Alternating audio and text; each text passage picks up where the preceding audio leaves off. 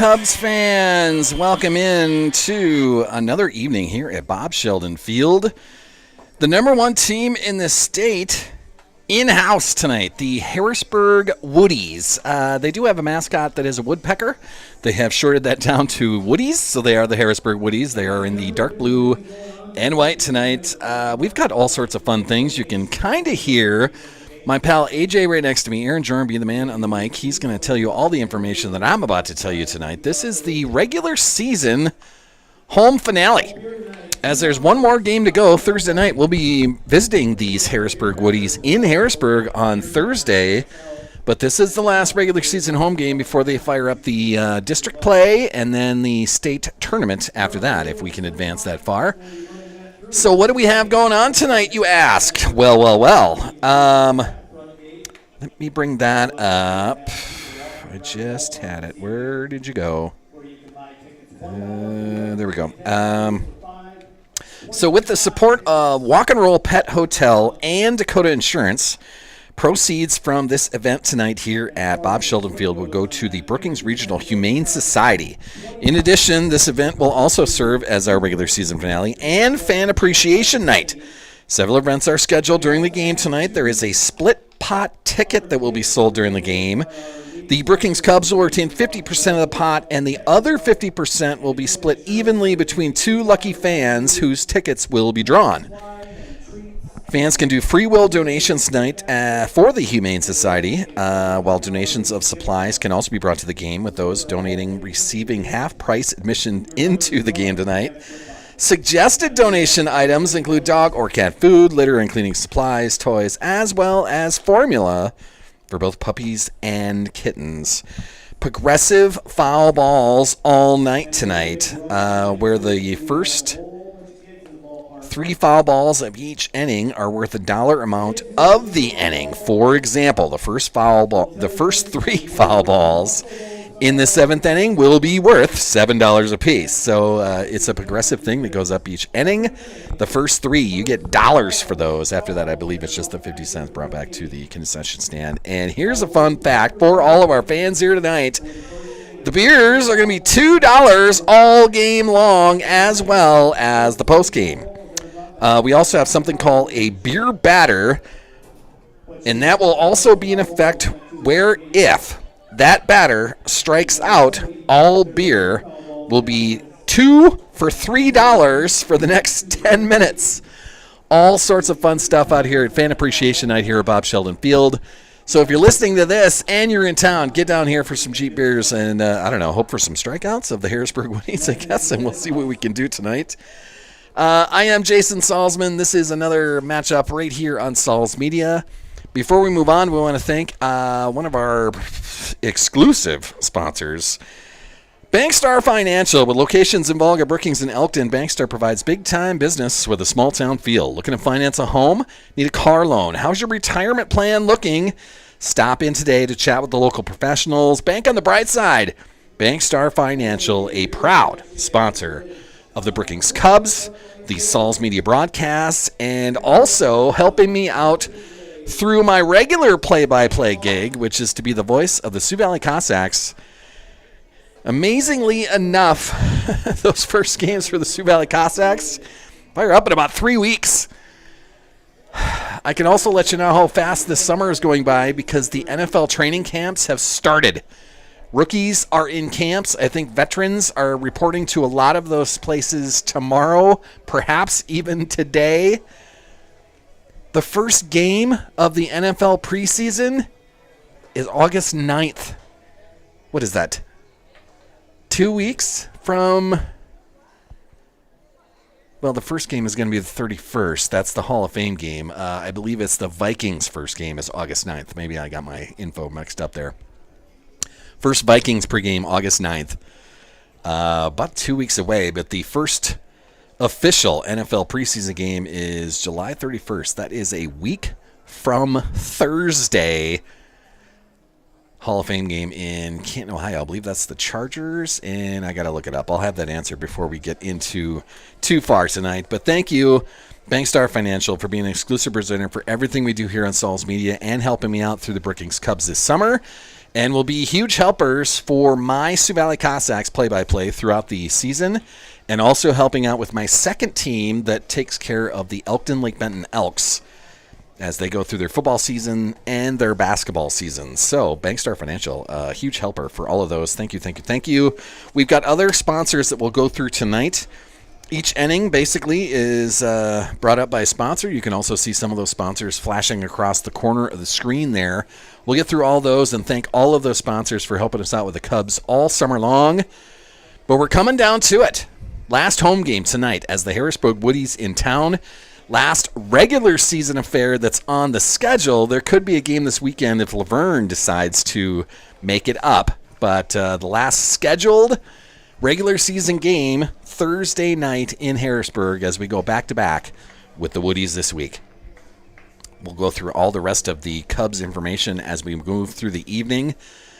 A lot of fun stuff. The home stretch, the playoff push, whatever else cliche you want to put on this. Brookings Cubs have had a lot of fun this summer. They are officially 11-4 on their season with a big win over the Sioux Falls Brewers about 5 days ago-ish, last Thursday, I believe. There were supposed to be a couple games over the weekend. Laverne ended up canceling on the Cubs because Laverne had players that were not going to be able to make it, so we couldn't field the team enough. And then it turned around. We were supposed to play Renner on Sunday night, and the Cubs did not have enough players for that one. So it's been a few days since our win against the Sioux Falls Brewers, but that moved the Cubs to 11-4 on the season, 5-2 in Sioux Empire League play. Now, this Harrisburg Woodies team, the number one team in Class A, South Dakota Amateur Ball, they are 18-1 on their season, fresh off a win over the Sioux Falls Squirrels last night in Sioux Falls. That was a 2-1 victory in extra innings, and that moved Harrisburg to 18-1 on their season, 9-1 in Sioux Empire League play. This is a good baseball team. They do have some pedigree. Their third baseman tonight, he's got ties to the Pensacola Wahoos. That's the Double-A affiliate of the Minnesota Twins. He'll be playing third base. Tyler Mitzel is his name. And the pitcher tonight, 45-year-old Chris Regas. He's a former Sioux Falls Canary, so still out there killing it here at Town Ball at 45 years old. And he's got some stuff. He's got some magic left in that arm, so he's going to be throwing it pretty hard tonight. Harrisburg Woodies, the number one team in Class A. So I think what we'll do now, they're just kind of finishing up warm-ups on the field. We're going to have the umpires out there doing some lineup cards. I believe the Cubs are done with their warm-up. So what I'm going to do is hand this over to our PA announcer, Aaron Jornby, the general manager of the Brookings Cubs. He'll go through some starting lineups on the field. We'll get through a Star-Spangled Banner, and then we'll be back here with first pitch. Harrisburg versus the Cubs. 7:30 is our start time, so just a couple minutes away. Don't go anywhere, Cubs fans. Brookings Cubs baseball coming up next.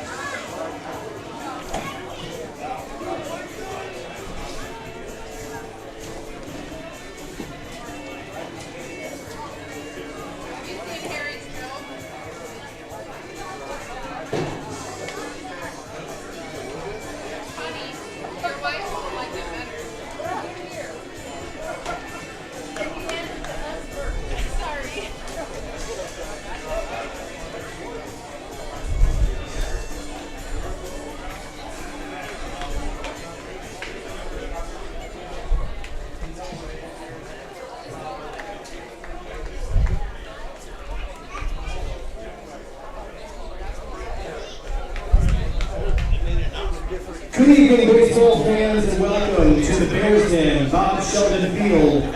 For Sioux Empire League Baseball, tonight your Brookings Cubs play host to the Harrisburg Woodies. Tonight is Fan Appreciation Night. Additionally, proceeds from tonight's game will benefit the Brookings Regional Humane Society. We'll be taking donations of pet supplies and food, as well as monetary donations throughout the game. The Cubs will also be donating a portion of funds raised from gate, beer, and split pot sales. All of this would not be possible without two spectacular sponsors, Walk and Roll Pet Hotel and Dakota Insurance. Their gracious donations help to make nights like tonight possible. We'll be selling split pot tickets through the 6th inning, so be sure to take part in that. We'll have people walking around the ballpark, and you can also pick them up at the front gate if you'd like. Beer is $2 all night long. Those are pounders, $2 pounders, except for the premiums. Those are $12. And should tonight's designated beer baggers strike out, they become 2 for $3, so $1.50 each. And also, the first 3 returned foul balls each inning are worth what the inning number is. So, for example, if it is the 6th inning, the first 3 foul balls are worth $6 each. But that means hustle those foul balls back right away, because if you're too late bringing a foul ball back, and we've given out all 3 for the inning, unfortunately, it's only worth 50 cents. So with all that out of the way, let's meet the starting lineup for both teams. First for Harrisburg. Leading off, playing second base, number 12, Maddox Scherner. Batting second, number 14, the shortstop, Nate Myrtle. Batting third, number 7, the first baseman, Jack Sutton. Batting fourth, third baseman, number 20, Tyler Mitchell. Batting fifth, doing the catching, number 27, Ryan Menison. Batting sixth, number 2, the designated hitter, Isaac Roosmore. Batting seventh, the right fielder, number 11, Dalton Allen. Batting eighth, number 6, the left fielder, Palmer Boyd. And the unfortunate one, batting ninth, the beer bagger, number 3, the center fielder, Carson Drexler. Pitching for Harrisburg is number 54, Chris Regas. And now the starting lineup for the Cubs. Non-starters are number 8, Justin Koffel. Number 3, Jake Hammond. Number 20, Zach Struck. Number 35, Alex Johnston. Starting lineup for the Cubs going to lead off and play shortstop. Number 25, Isaac Bonner. Batting second, number 44, center fielder, Rex Zielinski. Batting third, number 32, second baseman, Colin Gibson. Batting fourth, doing the catching, number 0, Henry Hamrick. Batting fifth, number 14, third baseman, Parker Winghart.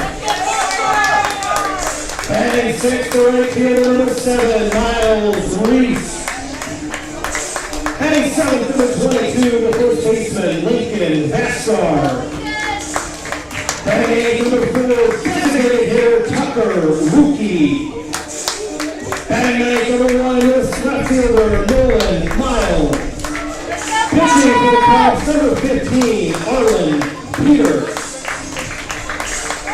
Ladies and gentlemen, the umpires for this game are Bruce Meyer and Austin Koenig. At this time, we ask that you please rise if able and remove cover. Pay respect to the flag, which is located in left field. Active duty or retired military who are not in uniform may salute. Ladies and gentlemen, our national anthem.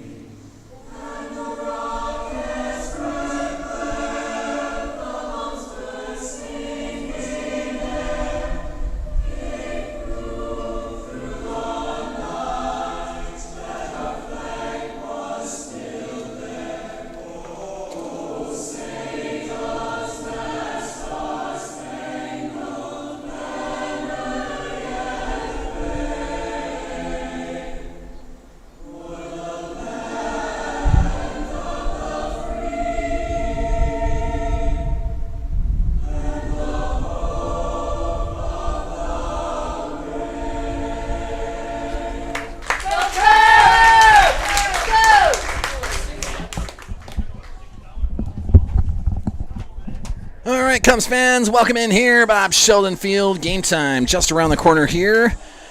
Starting lineup for the Harrisburg Woodies, brought to us by Bell Brands, my regular employee. They are the makers of Mini Baby Bells, the snack cheese of champions. Peel one today. For the Harrisburg Woodies, batting first, number 12, Maddox Schurer. He'll be at second base. Batting second, number 14, Nate Model. He'll be at shortstop. Batting third, number 7, Jack Sutton. He'll be the first baseman. Batting cleanup for the Woodies, number 20, Tyler Mitzel. He'll be at third base. Batting fifth, number 27, Ryan Menson. He'll be catching for the Woodies tonight. Batting sixth, number 2, Isaac Loosemore. He'll be the designated hitter. Batting seventh, number 11, Dalton Allen. He'll be in right field. He is also the coach of the Harrisburg Woodies. Batting eighth, number 6, Palmer Boyd. He'll be in left field. And batting ninth, number 3, the beer batter for tonight's evening, Carson Drexler. He'll be in center field. And pitching for the Woodies, number 54, Chris Regas, the 45-year-old former Sioux Falls Canary. We'll go through the Brookings Cubs starting lineup at the bottom of the inning here. Also will be brought to us by Bell Brands, sponsoring the first inning tonight, GP Auto. Taking care of all your car repair needs, oil changes, engine repair, tire replacement. Grant and Friends will get you back on the road. Located on the east side of Brookings out by Dektronics. GP Auto, a fantastic repair shop right here in town and a fantastic sponsor of the Brookings Cubs, my Sioux Valley Cossacks, and also the Elkton Lake Benton Elks, my second broadcasting team through the high school season. We are about to be underway here. Welcome in to Bob Sheldon Field. First pitch right here. And we will start with a outside pitch. Arlen Peters, the pitcher for the Brookings Cubs tonight. Normally a catcher, but he is pitching tonight. That is fouled off over the Woodies dugout. 1-1 to start. This is against Maddox Schurer, the second baseman for the Harrisburg Woodies. A great crowd here tonight. Fan appreciation night for the Brookings Cubs. We got specials on beers tonight. We're benefiting the Humane Society tonight. We got all sorts of fun stuff. But if you can't get to Bob Sheldon Field, well, then tell all your friends. You can watch it right here on Saul's Media. Inside and high on that. 3-1 to Schurer. Arlen Peters pitching tonight for our Cubs. He's had good luck doing that. He's also had a lot of luck being the catcher for the most part. Pretty good hitter. He's had a good season. And we are starting pitcher for tonight. That is fouled straight back over the grandstand here. It is progressive foul ball night. So that means for all the kids or anyone else trying to chase down the foul balls out there, the first 3 foul balls that get back to the concession stand get the dollar amount of the inning we're in. So here in the first 3 foul balls coming back will be worth $1. Say in the 6th inning, the first 3 balls will be worth $6 a piece. That is a fly ball left side in the infield. This is Parker Winghart getting underneath it. And that'll be the first out of tonight's affair. Arlen Peters gets to a 3-1 count, but gets the pop-up in the infield, and that'll bring up the second hitter of the lineup for the Woodies. This is number 14, Nate Model. He is the shortstop for Harrisburg.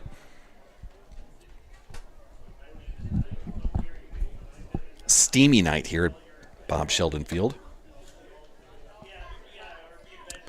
First pitch, Model's outside. So I was working all day. I'm not sure what the high temperature was today, but humidity at a nice clip, a high amount. So it is muggy, it is warm, it is sticky. It's perfect summertime baseball weather. That is driven to the left field line. That's going to be a fair ball down the left field corner. This will be a double for Model as he's going to stop at second base there. So a good job of hitting, and the Harrisburg Woodies have their first hit of the night. A double by Model will bring up the third hitter in the lineup. This is number 7, Jack Sutton, the first baseman for the Woodies. He'll be hitting with a runner in scoring position.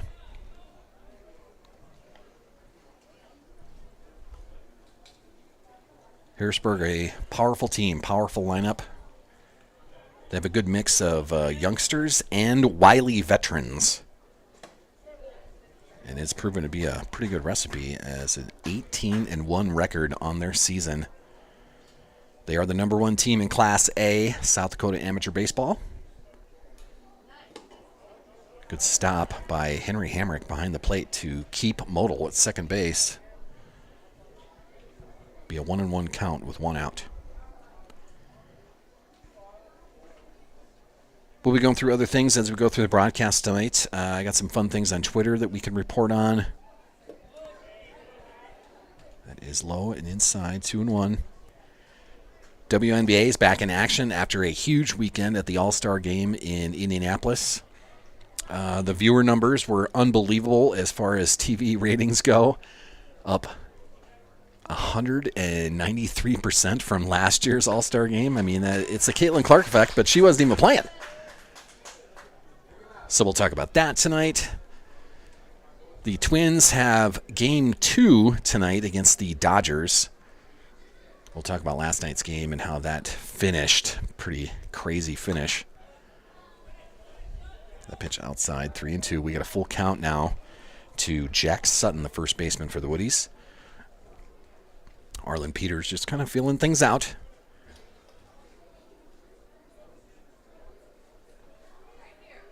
Peters looks and delivers. That is driven to center field. Rhett Zielinski is going to chase that down. It's going to 2-hop to the wall out there.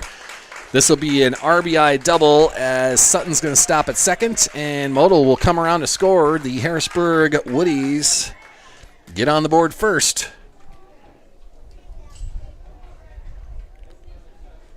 Modal scores. Jack Sutton now at second base, and that'll bring up the cleanup hitter for the Woodies, number 20, Tyler Mitzel. He's the third baseman.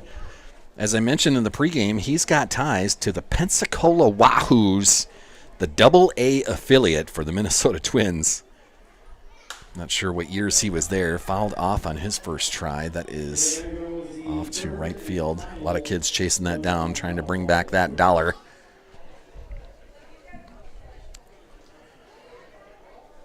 So 0-1 to the former Wahoo, Tyler Mitzel. That pitch gets past Hamrick. That's going to allow Sutton to move down to third base. So a wild pitch. Sutton's on third. And we'll have a 1-1 count to Tyler Mitzel.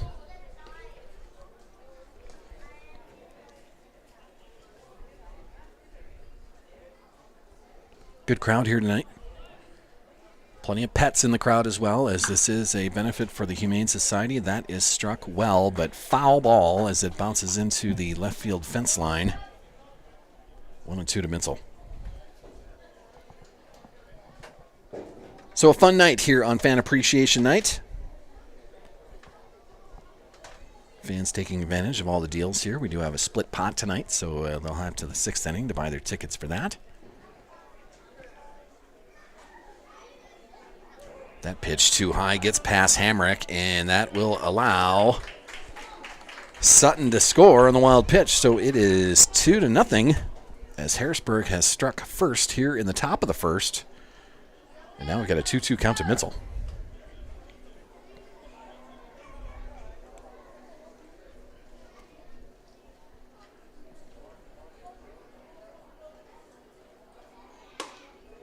That curveball just misses. Full count.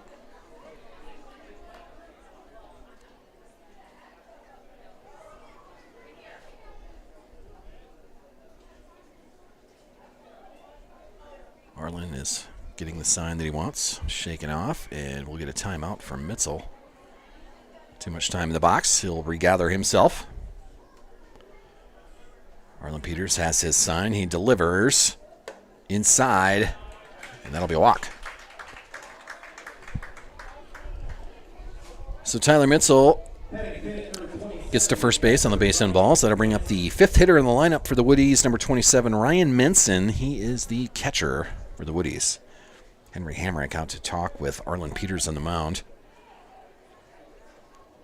It's not the start that Arlen Peters was hoping for tonight. Probably the Cubs in general.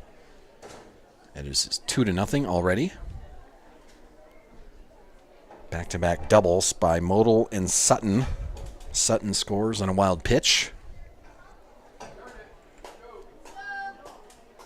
Now the Woodies have a man on first with one out.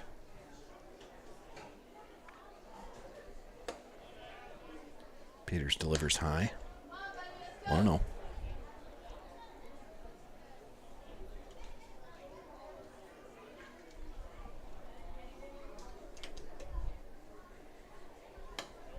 Outside, 2-0. Plenty of sunshine on Bob Sheldon Field. We do have a couple of fans that are hanging out on the hill in right field, the Bank Easy Big Fly Zone, sponsored by First Bank and Trust. Ground ball, shortstop. Gibson will throw that over, and there's the 4-6-3 double play to end the top of the first, but the Harrisburg Woodies strike first. As we move to the bottom of the first, it's a 2-0 lead for Harrisburg. That is the 6-4-3 double play. 3 there, 2 there. That ends it. That was Isaac Bonner at shortstop who started that. Colin Gibson, the second baseman, tosses it over to Lincoln Vasgard, and that'll end the top of the first. We move to the bottom of the first. Starting lineups for the Brookings Cubs, brought to us by Bell Brands once again. Makers of the Mini Baby Bells, the snack cheese of champions. For the Cubs, batting leadoff, number 25, Isaac Bonner. He's our shortstop tonight. Batting second, number 44, Rhett Zielinski. He's in center field. Also the manager, coach, if you will, of the Brookings Cubs. Batting third, number 32, Colin Gibson. He's at second base. Batting cleanup tonight, number 0, Henry Hamrick. He's our catcher. Batting fifth, number 14, Parker Winghart. He's at third base. Batting sixth, number 7, Miles Reese. He's in right field tonight. Batting 7, number 22, Lincoln Vasgard. He's our first baseman.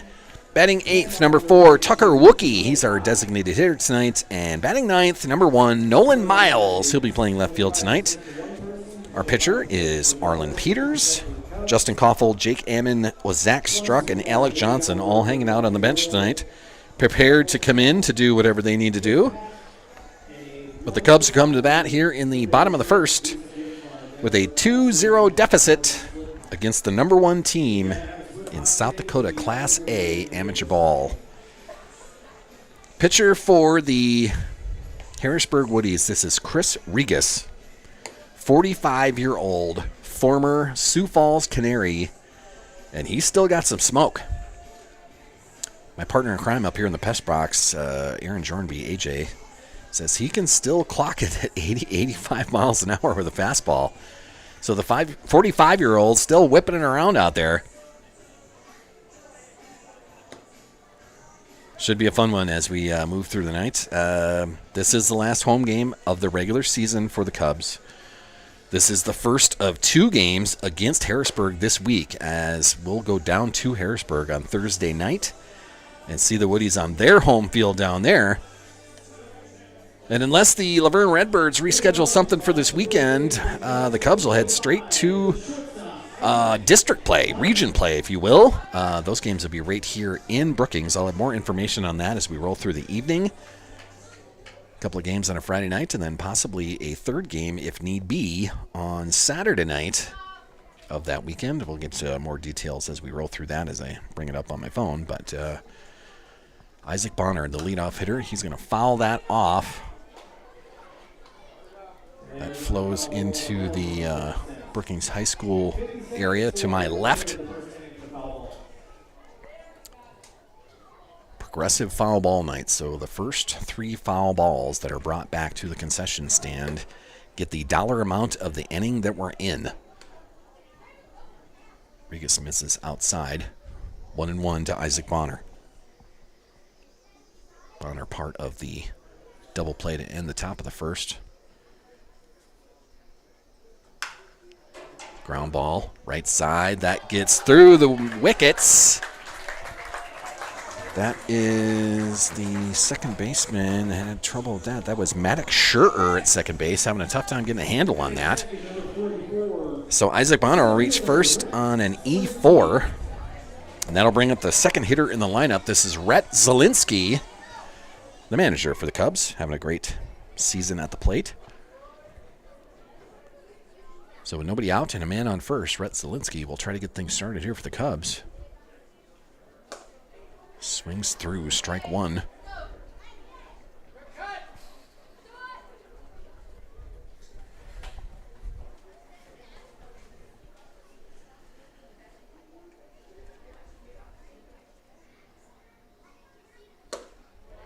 Swings through, strike two. 0-2 count for Zielinski. Isaac Bonner on first. That's her reaching in on error by Schurer.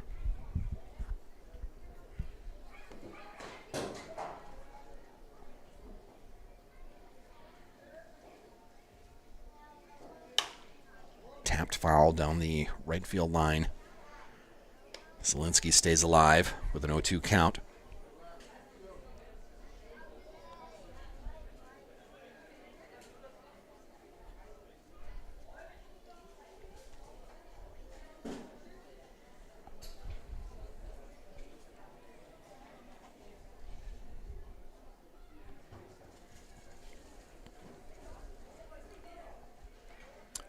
Regas has his sign. He'll deliver.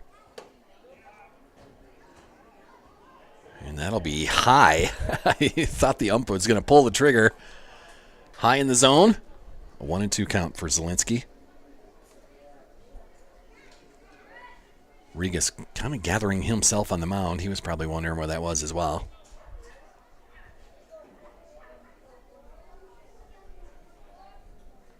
So Zielinski with a 1-2 count. Isaac Bonner on first. That pitch too high as well. 2-2 now.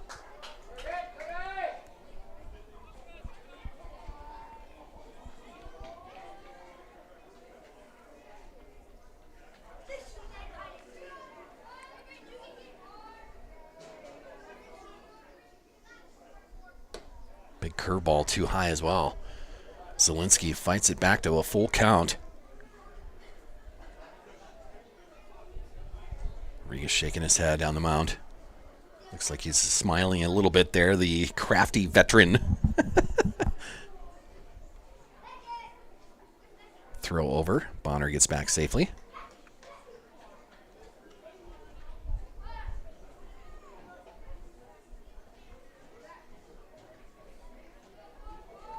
Full count to Rhett Zielinski. Second hitter in the lineup for the Cubs. Colin Gibson on deck. Fouled straight back into the netting. Count's going to stay full. Rhett in a pretty good battle here with Chris Regas.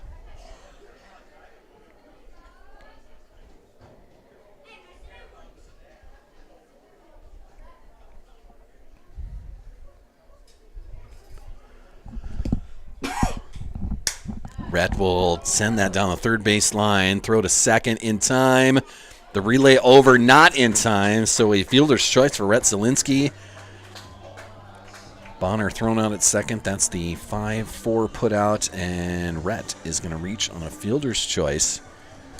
So now with one out, the third hitter in the lineup will come to the plate. This number 32, Colin Gibson, our second baseman tonight. Zielinski on first with one out. It's a 2-0 lead for the Harrisburg Woodies tonight. Cleanup hitter Hammerin' Hank. Henry Hamrick on deck. First pitch hits the inside corner. 0-1 to Gibson.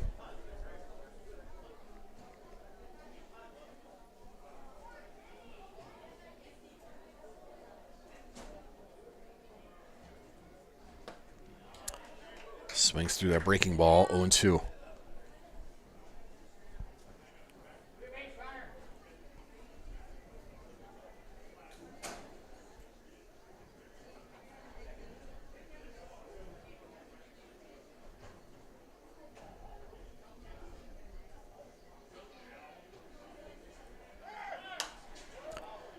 Rhett Zielinski running on that, fouled back over the Cubs dugout. Once again, plenty of kids trying to chase down that foul ball. Progressive foul ball night First 3 that are returned in each inning get the dollar amount of the inning. After that, they get the regular 50 cents for returning foul balls. Still 0-2. Colin Gibson. Regas has his sign. He fires inside. So far, they're making Regas work. I'm not keeping a pitch count by any means on what's happening out there, but the first 3 batters have certainly gotten a good number of pitches. It is also low, 2-2. Brett Zielinski fought his count back to full, had a couple of foul balls after that even. Colin Gibson now at 2-2.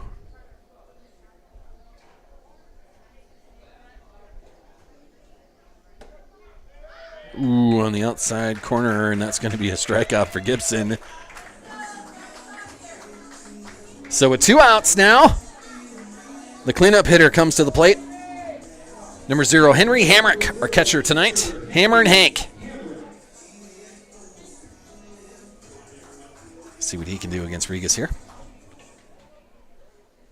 Regas, the 45-year-old crafty veteran. We'll have a lot of nicknames for him by the end of the night. First pitch fouled straight back into the netting. 0-1.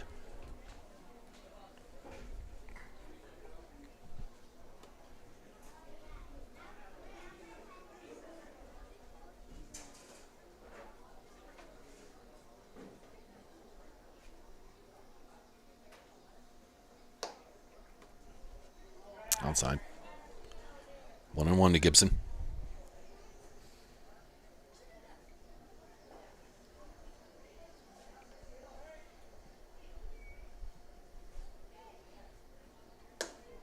A curveball way outside. Hammer gets ahead in the count, 2-1.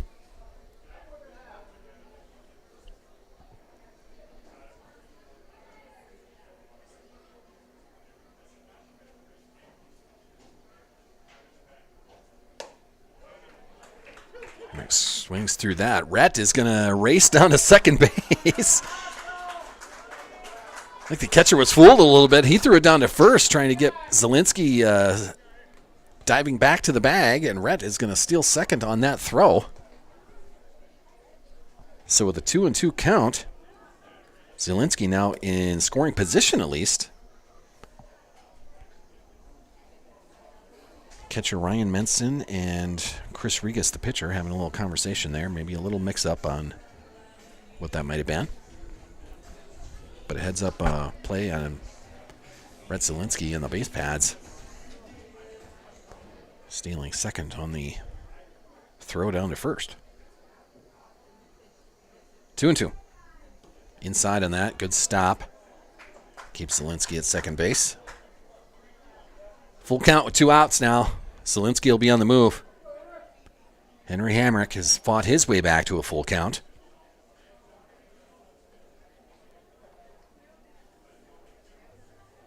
Regas gets his sign. He'll deliver. And there's going to be a base wrap left field.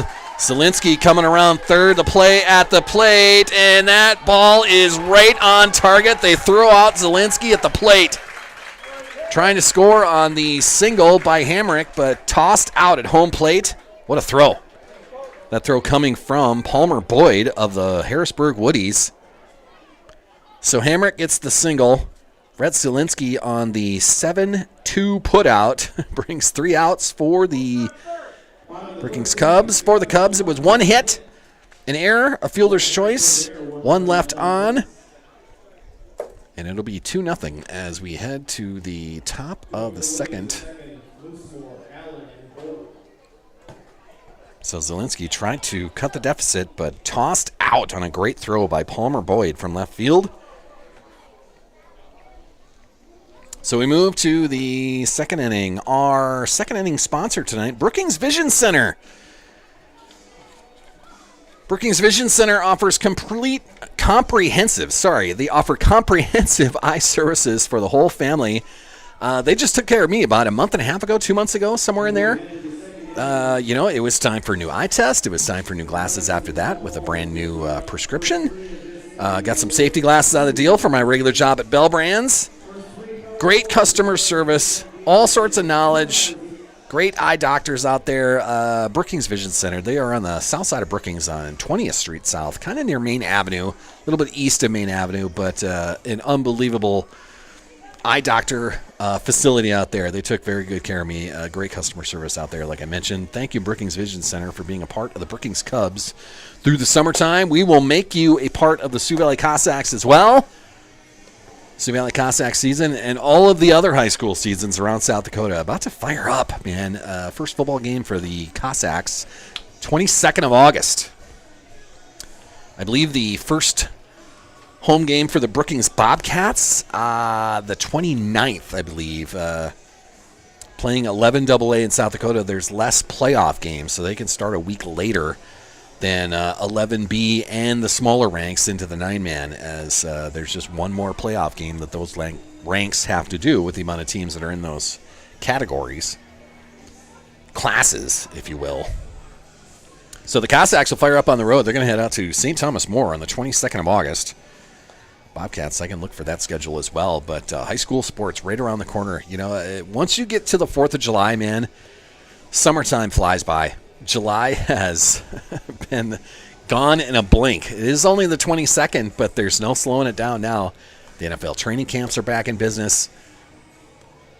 It won't be long. The SDSU Jackrabbits will be back in camp, and then 2 weeks prior to the 22nd, so that makes it the 8th of August. Only about 2 weeks away. That's when the high schools will start their preseasons, if you want to, training camps, you want to call them that, but start getting ready for game number 1 on the 22nd of August, or that weekend. Some of them play on Thursday, some of them play on Saturday. 22nd's that Friday. Just amazing. Arlen Peters back out to throw it for the second inning.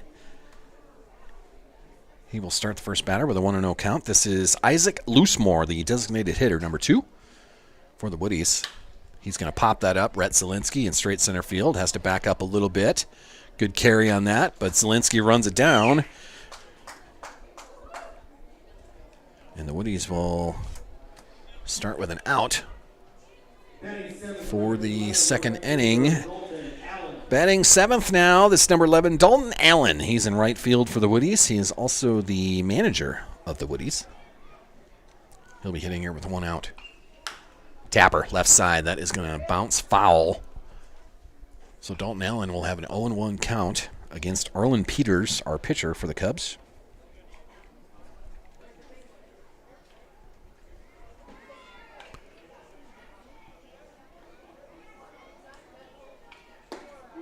Good pitch on the outside corner.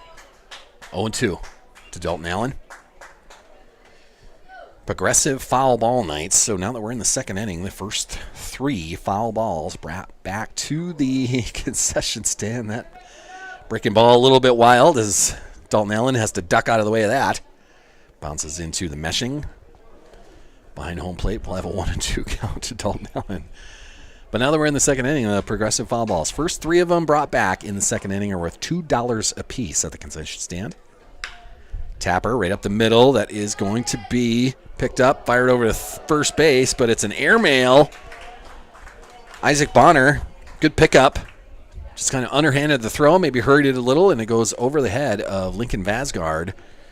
So Dalton Allen is going to reach on an E6, and that'll bring up Palmer Boyd, the left fielder for the Woodies, with 1 out. And now a man on first for Harrisburg. Woodies with a 2-0 lead after back-to-back doubles. A couple of wild pitches scored the second double man. Peters will start with a 1-0 count against Palmer Boyd. Palmer Oil Can Boyd. One of the better nicknames in MLB history. That pitch on the outside corner just wide. 2-0.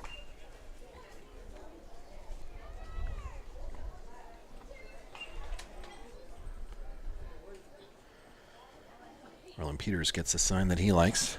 Takes a look over at first, fires in. That'll be tapped foul again. Stays in play, though. No kids get to chase after that one. 2-1.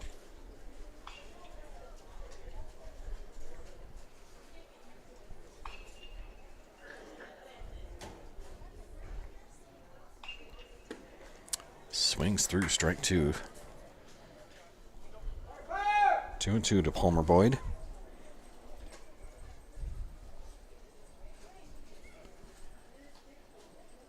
Still some fans trying to filter in here to Bob Sheldon Field. Fan Appreciation Night, also a benefit for the Humane Society here in Brookings. So a lot of puppies in the crowd as well. That pitch misses. Full count now to Palmer Boyd.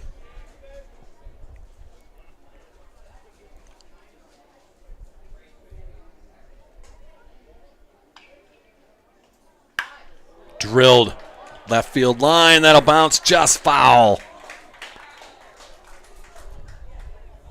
Line drive would have been extra bases for sure, but it goes wide of the left field stripe.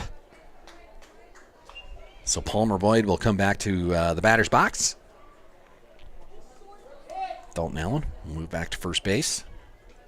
Count is still full with 1 out here in the top of the second.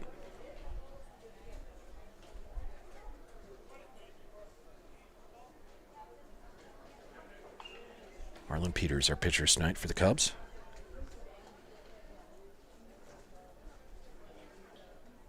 Cubs in the home Potter Blues tonight. That pitch up high. That'll be a walk. To Palmer Boyd, he reaches on base on balls. So the Woodies will have runners on first and second, and the ninth hitter in the lineup, number 3, Carson Drexler. He's the center fielder. He is also the beer batter for the evening. They strike this guy out tonight. That means that the next 10 minutes after the strikeout, beers are 2 for $3.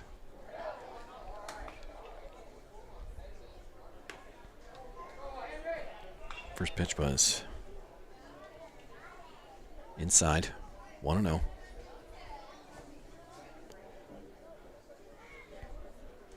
Carson Drexler, our beer batter of the evening. Swings through that. 1-1 now. Imagine we'll hear a pretty good cheer if Arlen Peters does manage to strike Drexler out.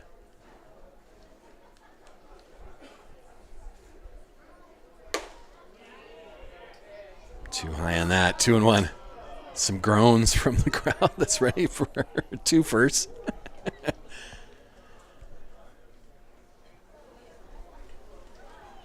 Arlen Peters gets his sign, takes a look at second base. He'll deliver. There's strike 2. 2-2 to Drexler, the beer batter. 2 men on with 1 out here in the top of the second.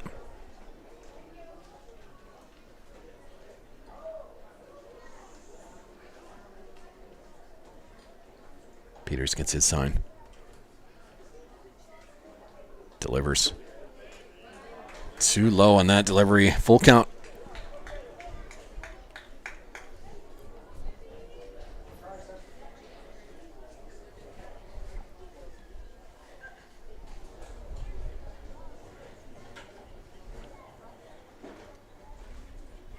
Carson Drexler versus Arlen Peters. Full count. And Peters is going to lose him. Another walk's going to load up the bases with 1 out. And that'll bring the top of the order up for the Harrisburg Woodies. Number 12, Maddox Schurer coming to the plate. Leadoff hitter for the Woodies. He had the pop up in the infield in the first inning. Now he'll step in with the bases loaded and 1 out.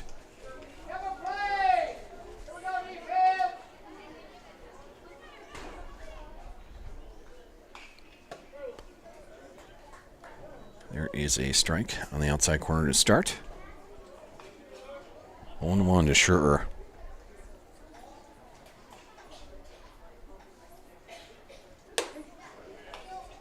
That's on the inside corner. 0-2.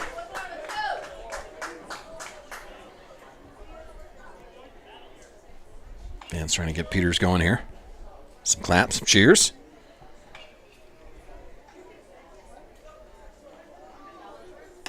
That's too high. That's going to get past Hamrick. That's going to allow all the base runners to advance. It's going to be 3-0 off the wild pitch. Brings a 1-2 count to Schurer. Dalton Allen scores. Palmer Boyd to third. Carson Drexler to second. And Maddox Schurer will have a 1-2 count with 1 out. Still 2 runners in scoring position. Lifted. Fly ball, left field. That is Nolan Miles underneath it. He makes the catch. He will throw it into Parker Winghart at third base. Keeps the runners where they are. So now we'll have 2 outs with 2 runners in scoring position. Schurer with 2 pop-ups so far tonight. 2 outs now, and that'll bring the second hitter to lineup, number 14, Nate Modal, the shortstop for the Harrisburg Woodies. Arlen Peters trying to get out of a jam. Still 2 men on. 2 outs now. Just misses outside. 1-0.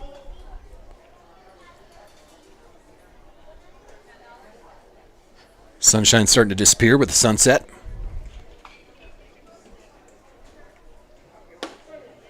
There's a pitch on the outside corner. Or a strike on the outside corner. 1-1.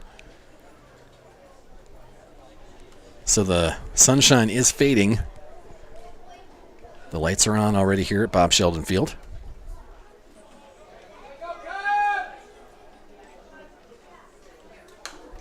Foul back into the netting. 1-2. Arlen Peters trying to get out of this. Pitched himself into a jam with back-to-back walks to load the bases. A wild pitch allows 1 more run to come in. 3-0 now, a lead by Harrisburg. But Peters trying to keep it at 3-0 by not allowing the 2 runners in scoring position to come around on anything here.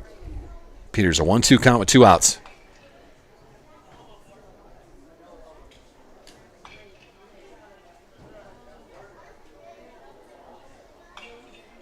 Curveball just misses. Some groans from the Cubs faithful in front of me.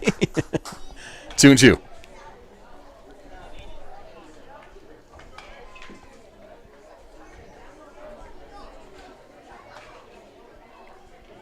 Peters delivers. Curveball high. Full count to Nate Modal.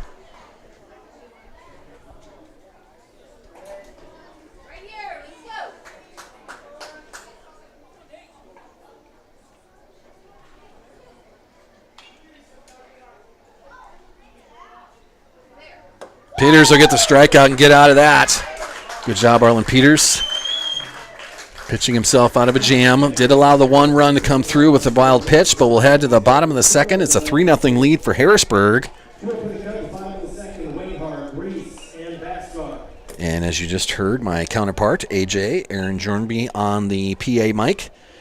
The 5, 6, 7 hitters coming to the plate. Parker Winghart, Miles Reese, and Lincoln Vasgard will be due up here in the bottom of the second inning.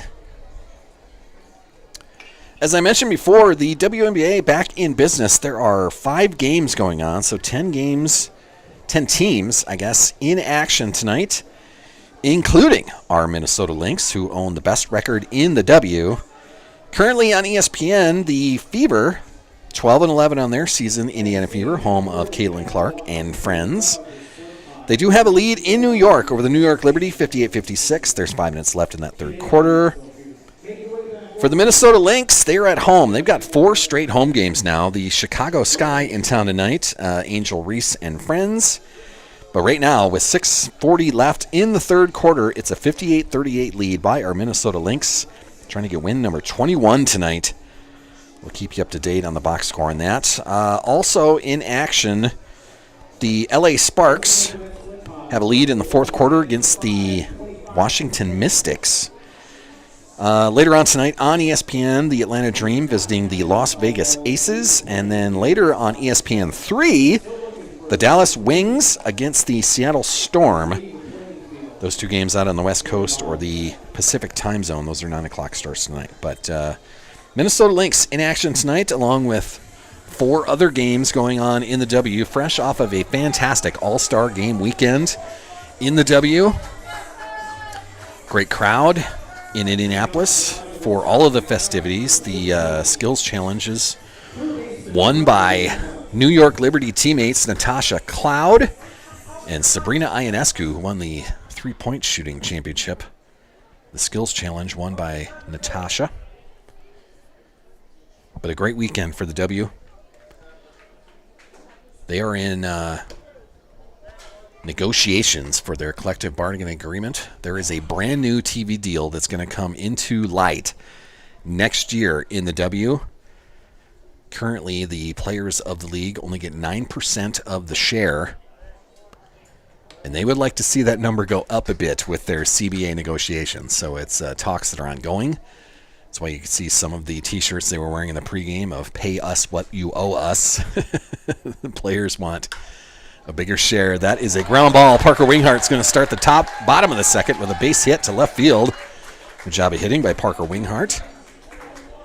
So the Cubs in business here in the bottom of the second. Nobody out. Parker Winghart on first. Now we'll bring up the 6th hitter in the lineup. This is Miles Reese.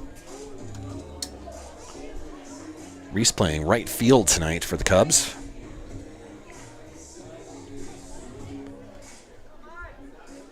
So I mentioned the WNBA players. They make 9% of the revenue share by the league.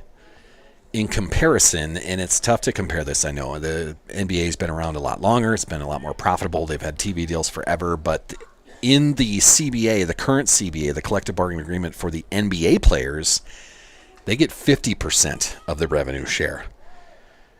Now, I'm not saying that's what the WNBA players are going to get, but they would certainly like more than the 9% that they're getting right now, and they have a big TV deal coming. Thanks to some of the young stars, Caitlin Clark included in that in the WNBA. Caitlin's certainly moving the meter as far as TV viewers, as far as fans in the seats. But a lot of other young players in the league, along with those wily veterans. You look at the Minnesota Lynx, this is their 2nd straight year with that starting lineup together. That is going to be a strikeout of Miles Reese. The throw to the pitcher went over his head. So the first out belongs to Miles Reese for the bottom of the second. That brings up the 7th hitter in the lineup. This is number 22, Lincoln Vasgard, our first baseman tonight. Parker Winghart still on first base.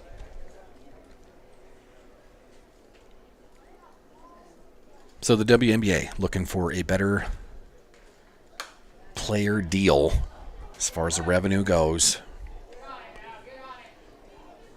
The argument for that on the other side is the WNBA has been around for close to 30 years. They even lost money last year as a league.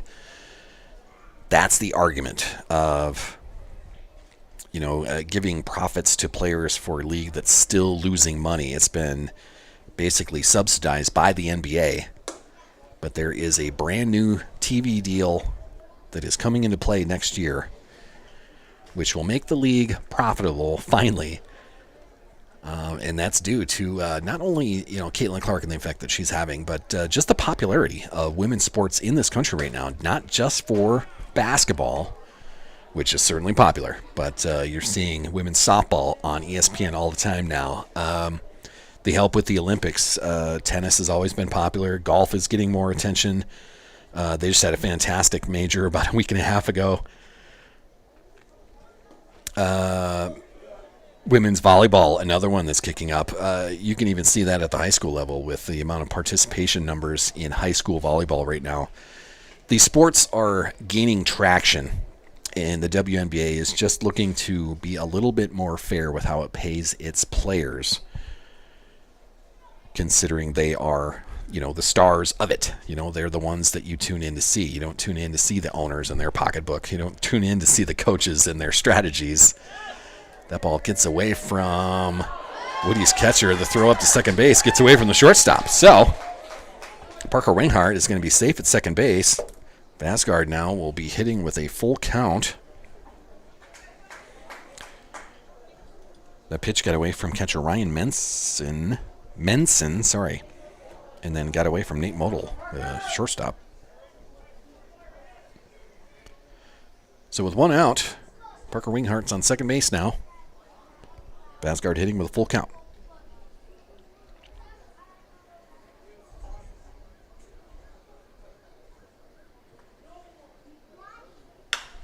Driven to center field, popped up. Center field's got a long run. He will back up, make the catch, and Parker Winghart's going to make him throw it. He'll slide in safely to third base. Nice job there. Turn that into a sac fly by Lincoln Basgard. 2 outs now for the Cubs. Parker Winghart now at third base. And that'll bring up the designated hitter, the 8th hitter in the lineup, number 4, Tucker Wookie. The appeal said that he left too early, so never mind. They appealed to second base. The umpires both agreed, and they called Parker Winghart out for leaving too early. So, not sure how to score an appeal. Never had to do that, but that is Parker Winghart being the 3rd out. So before Tucker Wookie gets to the plate, the appeal cancels everything out. So for the Cubs, 1 hit, nobody left.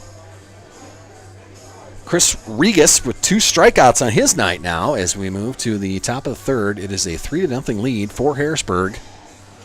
They will be bringing the meat of their order to the plate. 3, 4, 5 hitters. This is Jack Sutton, Tyler Mitzel, and Ryan Menson to start the 3rd inning. 3rd inning tonight brought to us by Ray's Corner, a staple of the downtown scene here in B-Town. Ray's Corner, a proud sponsor of the Brookings Cubs, of everything we're doing here on Saul's Media through the summertime. Ray's Corner, popular with the kids, popular with the alumni, and they are a huge supporter of disabled veterans, a veteran of any kind, sponsoring poker runs and being part of all the celebrations, also part of the flag ceremonies downtown for Memorial Day, for Veterans Day. Ray's Corner, one of the staples in downtown Brookings. So get on down there and beat the heat, or in the wintertime, get in there and beat the cold. Whatever you got to do. Ray's Corner, man, one of the staple lounges of the downtown Brookings area. Thank you, Ray's Corner, for being a sponsor of the Cubs, helping us out through the summertime. For the 3rd inning, Arlen Peters back on the mound for the Cubs. 3, 4, 5 hitters coming up for the Woodies. It's a 3-0 lead for Harrisburg. We'll see what the Cubs can do here. Battling a pretty good lineup. Woodies are the number 1 team in South Dakota Class A amateur ball here in South Dakota. 18-1 record on their season. Impressive.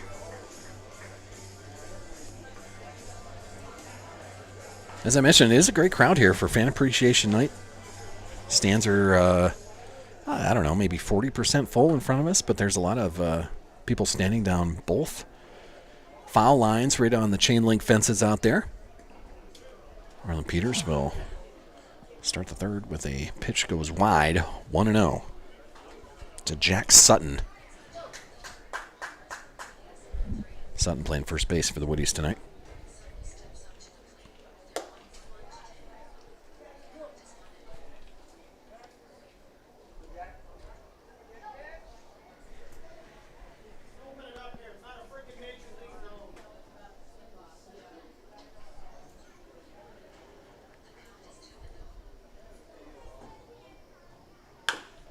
Tapper goes wide at third base, so it'll be a 2-1 count now.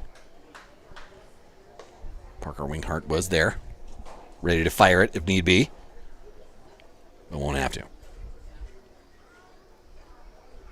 2-1 to Jack Sutton, first baseman for the Woodies. Jack had the second of 2 doubles in the first inning. Scored on a couple of wild pitches by Arlen Peters.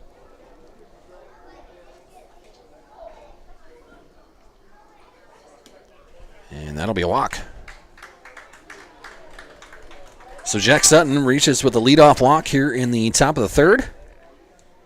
That'll bring up the cleanup hitter for the Woodies, number 20, Tyler Mitzel. As I mentioned in pregame, Tyler's got double A ball connections to the Pensacola Wahoos. That is the AA affiliate for the Minnesota Twins. If you look up everything on Game Changer, he does have quite the list of teams that he's been with. The pitcher, Chris Regas, also quite the list. And that hit is going to hit him in the batter's box, so that's going to be a foul ball. His bat hit it twice. So dead ball in the box.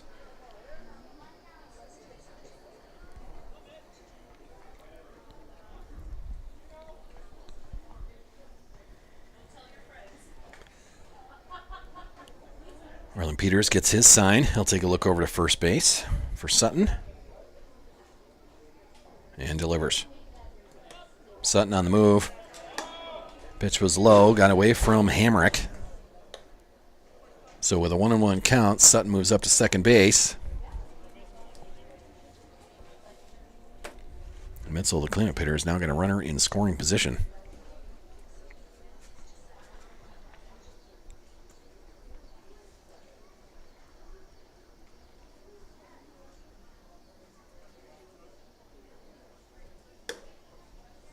That pitch outside. 2-1.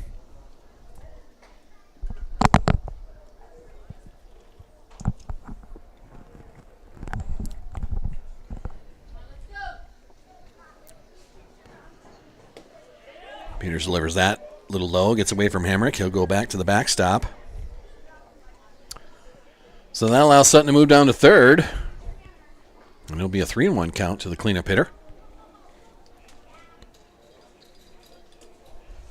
Nobody out here in the top of the third.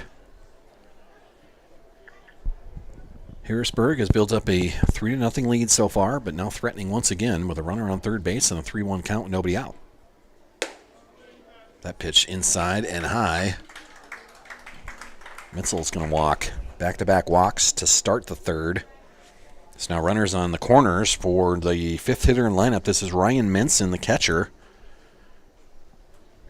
For the Woodies, that'll bring Hamrick out to the mound to talk to Arlen Peters.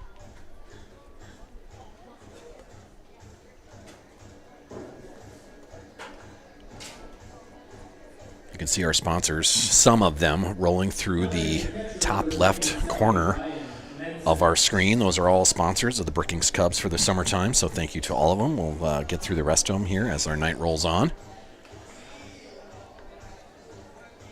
It's been a lot of fun with the Brookings Cubs this summer. Not that we're done by any means, but this is the final regular season home game. The district or regionals will be hosted here. We'll have more info on that in a little bit. Arlen Peters will start Ryan Menson off with a strike. 0-1 count with runners on the corners and nobody out.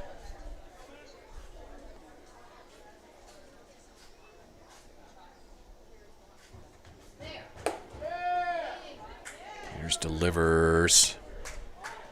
Too high in that, 1-1.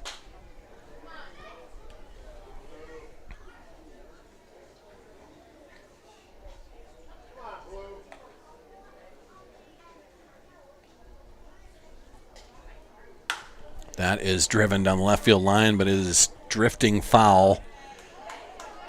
Certainly long enough to leave the park, but it'll go over the bullpen in the left field corner. So a foul ball makes it a 1-2 count.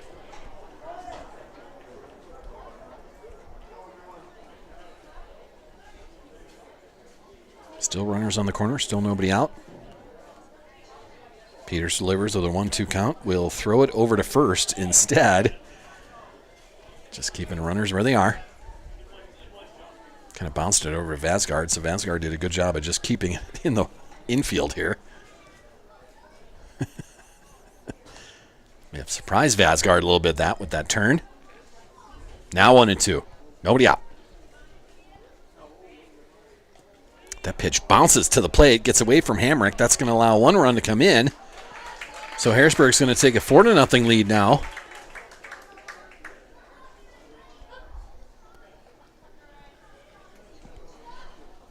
Sutton scores. Mitzel up to second base. Ryan Menson still at the plate. Now he's got a 2-2 count after that wild pitch. Nobody out. Mitzel in scoring position on second. Tapped foul. Count will stay at 2-2.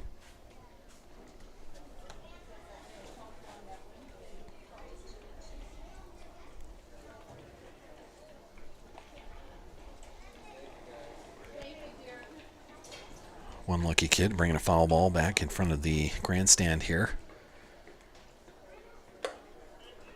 That pitch is too high. Full count now. So progressive foul ball night. The first 3 foul balls brought back to the concession stand. They will be worth the amount of the number of innings that we're in. So he is going to get himself $3 for bringing that foul ball back. Lifted into right field. Good catch there, and that'll keep. Ooh, good arm, too. Ooh. Strong throw. That is Miles Reese on the catch and the toss. That'll keep Mitzel at second base. So with 1 out, that brings the 6th hitter in the lineup to the plate. This is Isaac Loosemore, the designated hitter. Good play by Miles Reese out there. Nice catch. Showing off the arm. One bounced it to Parker Winghart at third, and that kept Mitzel at second base. So Loosemore at the plate with 1 out now.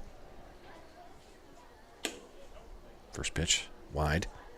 1-0. And the kid that just brought that back, now he's got a freezy in his hand, taking advantage of his $3 he brought back. That pitch wide, gets away from Hamrick. That's going to allow Mitzel to move down to third base now. So Loosemore will be hitting with a 2-0 count, and now a man on third.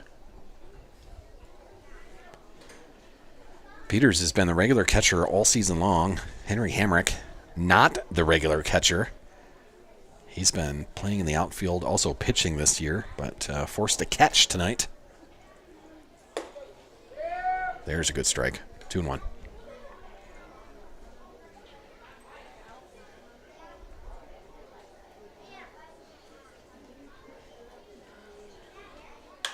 Loosemore's going to lift that.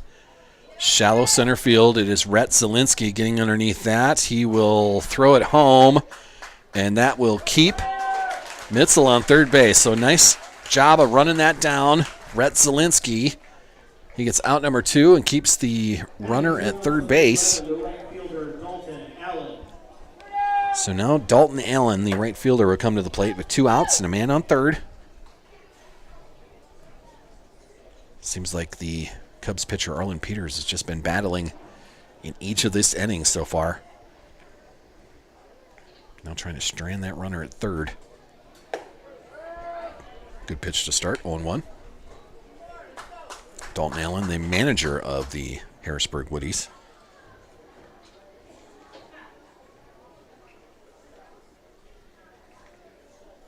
Allen will swing on that. Tapper right in front of the plate.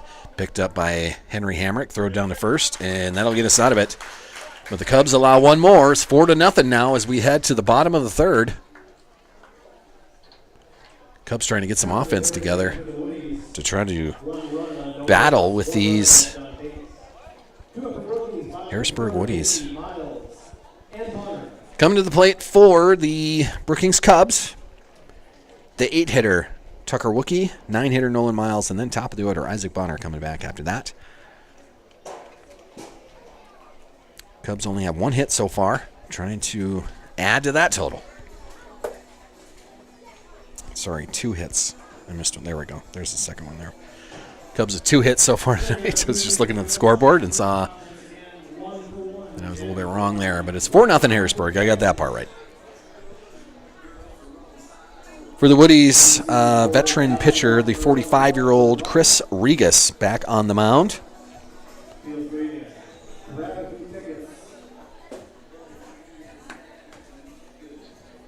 Fans in the stands here still buying raffle tickets.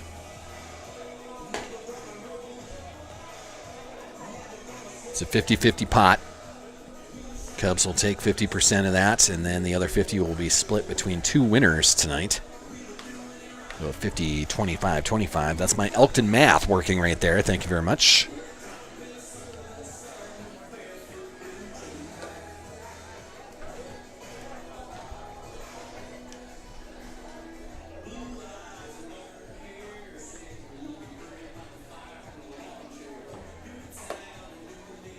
Woody's just warming back up on the outfield out there as we start our bottom of the third. Looking pretty loose out there. Easier to keep things rolling when you have 18-1 record and a lead on the road.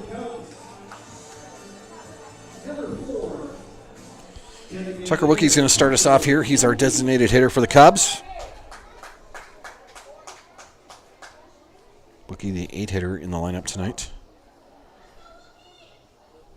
At the end of the third period, the New York Liberty now have a 2-point lead over the Fever at home. I do not believe Caitlin Clark is playing again tonight. She has a groin strain that she did before the All-Star game, kept her out of all of those festivities as well. But kind of an injury season for Caitlin Clark.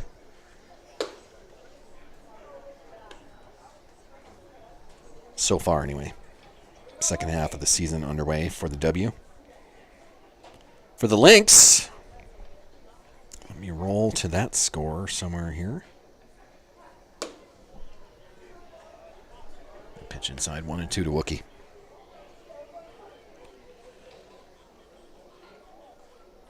The Lynx, with 8 minutes left in the fourth, still have a 20-point lead over the Chicago Sky, 72-52 now. Wookie is going to look at strike 3 on the inside corner. So Tucker will strike out looking to start the third. That'll bring up the 9th hitter in lineup, Nolan Miles, our left fielder.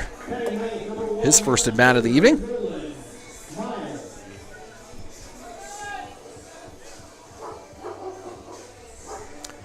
The Twins tonight, game 2 against the Dodgers. That's not till a 9:10 start time, our time. So they've still got about a half hour before they have first pitch out in L.A. Miles will start his at bat with a foul ball into the netting.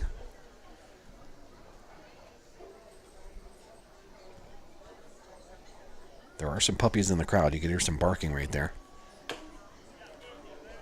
Part of the proceeds from everything the Cubs bring in tonight going to the Humane Society. Second foul ball is going to make it an 0-2 count for Nolan Miles. So some puppers in the crowd, along with a good amount of Cubs fans. Harrisburg also bringing a contingency of fans. Now it's going to foul that off as well. That's going to go over the grandstand to my right into the parking lot. Hopefully my car is okay.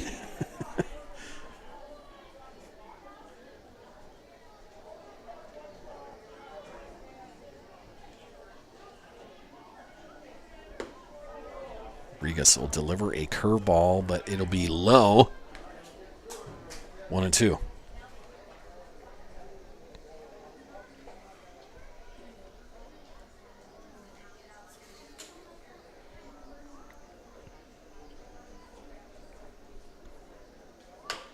Tapper, left side.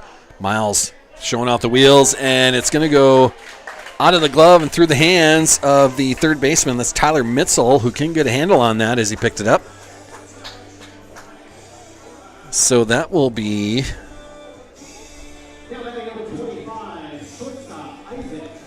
not sure if my counterpart up here in the booth is going to call it an error or not, but we got Nolan Miles on first now with the top of the order coming up. This is Isaac Bonner.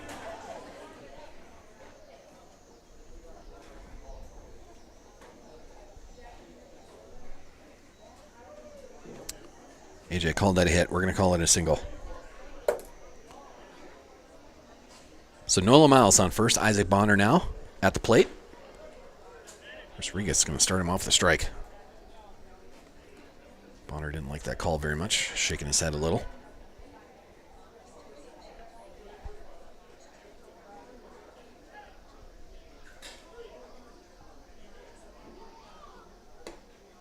A breaking ball inside. 1-1.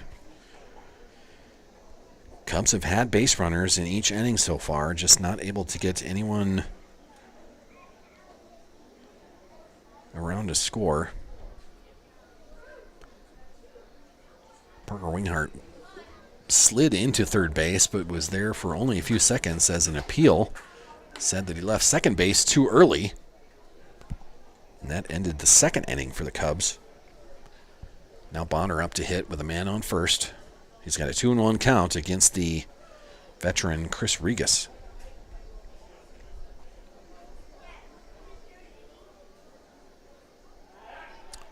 Throw over to first. Miles gets back in time.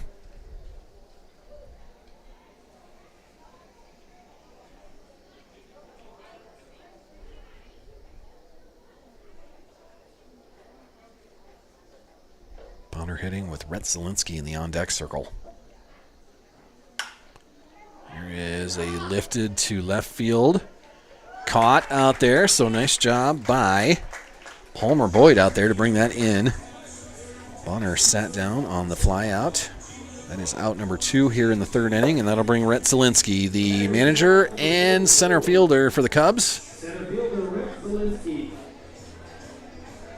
Nolan Miles still on first base. Cubs just trying to break through with something here.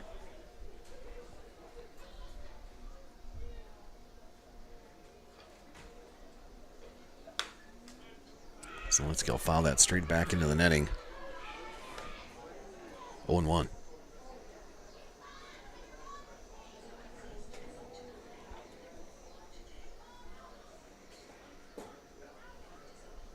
We get in between innings. I'll give you a story of how the Twins lost game 1 to the Dodgers last night. Also how I almost threw away my Twins hat after losing 2 out of 3 to the Rockies over the weekend. Man. Zielinski is going to swing through that. 0-2 now with 2 outs. Nolan Miles still in first. Zielinski reached in the first on a fielder's choice.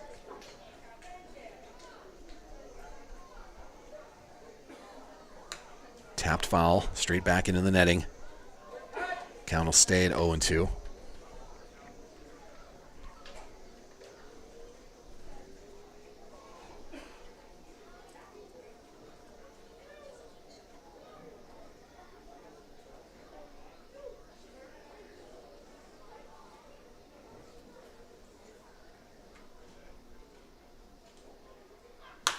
There's the line, straight center field. That'll drop for a hit. Nolan Miles going to move up to second base and almost thought about it on the bobble, but he'll stay at second. So Rhett Zielinski delivers with a single with 2 outs here in the bottom of the third. Cubs with 2 men on now with 2 outs, and that will bring Colin Gibson, the third hitter in the lineup, to the plate. Gibson, our second baseman for the evening, had a strikeout in the first inning. But he'll come to bat now with 2 runners on.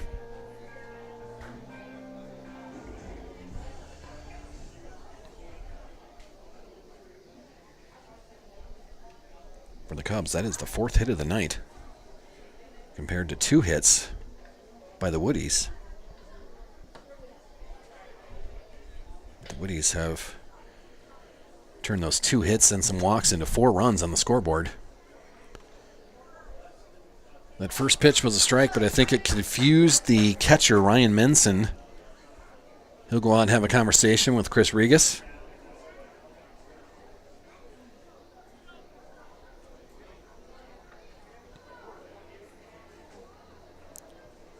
Now they get their sign straight. Chris Regas will look in. He gets the sign he likes. He'll take a look at Nolan Miles at second and deliver. Tapper off the feet of Gibson in the box. So that'll be a foul ball and an 0-2 count with 2 outs.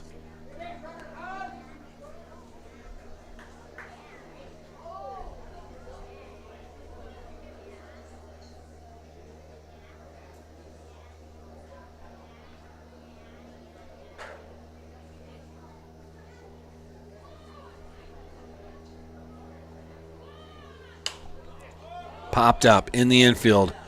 Catcher after it, third baseman after it, and it'll be the third baseman that is Tyler Mitchell to bring that in. And that'll do it for the third inning.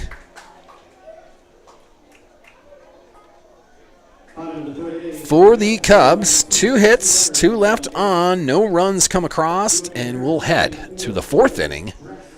Harrisburg with a 4-0 lead. 4th inning is brought to us by Scoops and Loops, a fantastic new business in the downtown Brookings area. Scoops and Loops for all your ice cream and pretzel needs. Ava, a fantastic owner, a brand new owner of a business downtown. So stop in, beat the heat, get your ice cream for the summertime. Pretzels as well, so a little sweet, a little savory.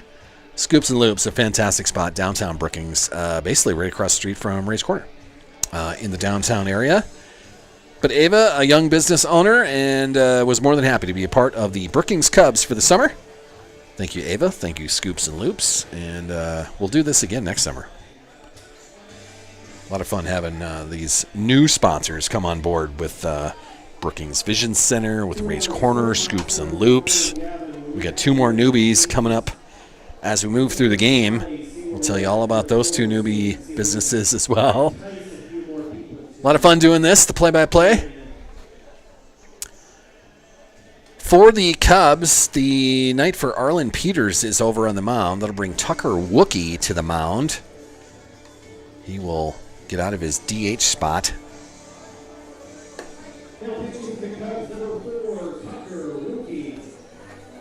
So Wookie, our new pitcher. Arlen Peters, probably the DH now, I would imagine, as he removes his pitcher status.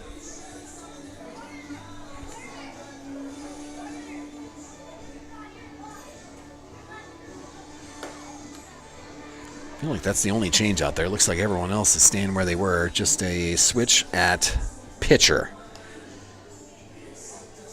So Tucker Wookie giving himself some warm-ups up there. Henry Hamrick has all the catching gear back on. He'll get behind the plate. And Arlen Peters will move to the dugout for now.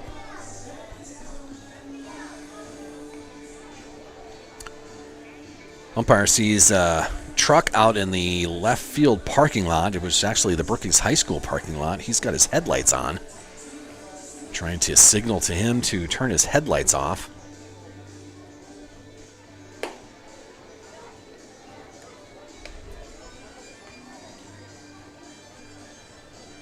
I believe that's when we're going to have our friend AJ get on the mic here.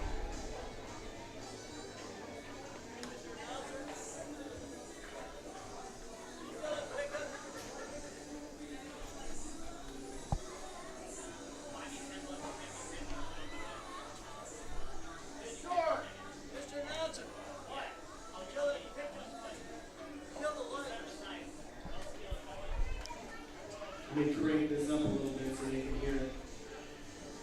My apologies to your ears for a moment here. To the person out in left field with their lights on in the white truck, turn them off, please. I know it's hot out. You can turn the air conditioning off.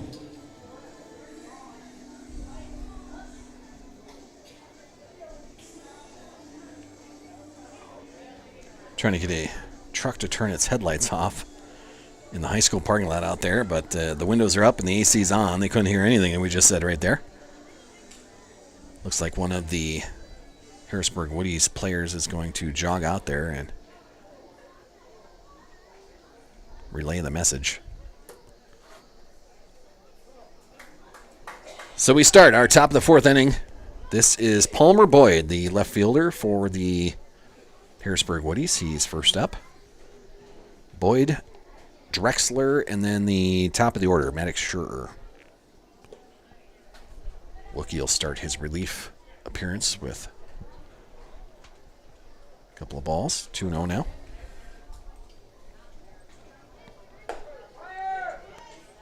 There's a strike. 2-1.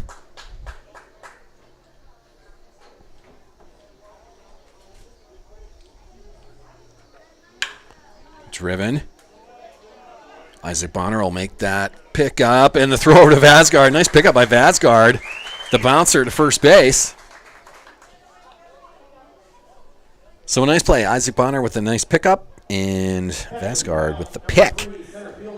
So a 6-3 put out, and that'll bring up the beer batter for tonight. Number 3, Carson Drexler. He's the center fielder for the Woodies. If Tucker Wookie can strike the beer batter out, fans will be treated to 2 beers for $3. That pitch a little low, 1-1.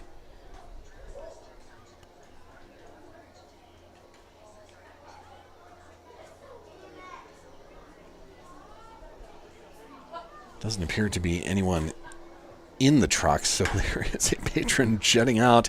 That is drilled to center field. That's going to go over the head of Rhett Zielinski. 2 bounce to the fence. A double for sure, and that's where Drexler is going to hang out. So a huge shot for Drexler, the 9-hitter in the lineup. He doesn't like being the beer botter. Now 1 for 1 on his night with a double and a walk. And that'll bring up the top of the order for the Harrisburg Woodies. Number 12, Maddox Scherer, with 1 out and a man on second. Thank you to the person in the white truck for turning your lights off. They do have the lights off now. Fantastic. It was a fan that had to run out there.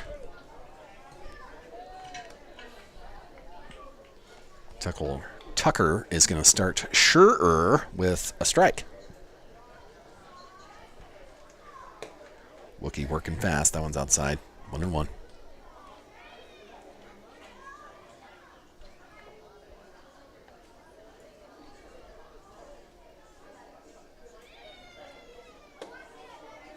That pitch too high. 2-1. Wook working fast up on the mound there.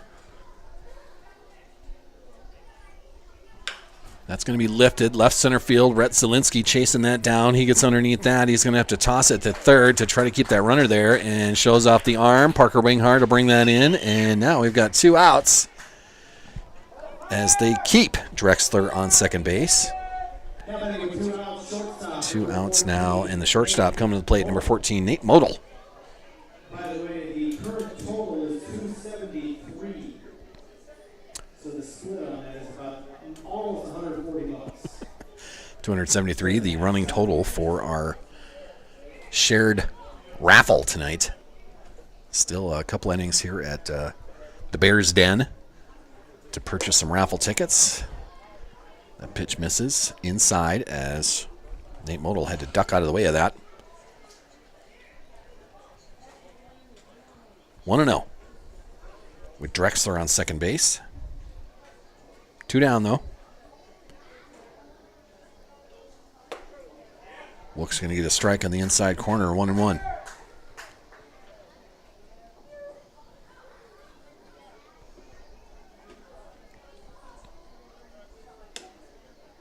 Misses outside. 2-1 now. Tucker Wookie took a job as the SDSU men's basketball assistant coach, or one of the assistant coaches. So congrats to Tucker Wookie over the summertime. I'm sure he's been on some recruiting trips through the summertime, part of some summer camps, probably some summer practicing as well. That's a big swing there, swing and a miss. Full count now, 2 outs. So congrats to Tucker Wookie on the new job. SDSU men's basketball, always a favorite through the wintertime around the Brookings area.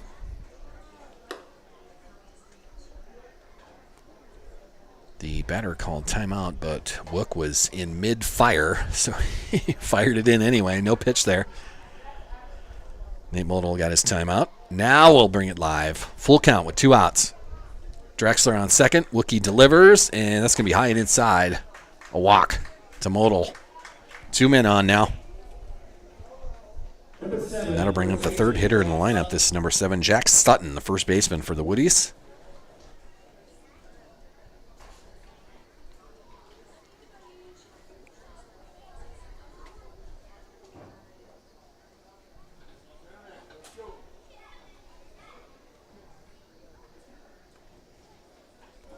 Wookie delivers. That's going to be line drive, right field. That's going to go over the head of Nolan Miles. He'll chase that down in the right center fence, but that's going to score them both as it's a 2-run double here in the 4th inning. Drexler comes around to score. Nate Model scores from first. Jack Sutton with a 2-run double, his second double of the night. He's 2 for 2 with 2 doubles and a walk. He's scored twice now, and that'll bring up Tyler Mitchell, the cleanup hitter.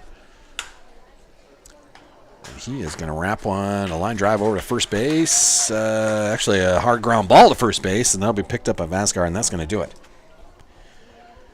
So that'll be 3 unassisted for the 3rd out, but Harrisburg adds 2 more.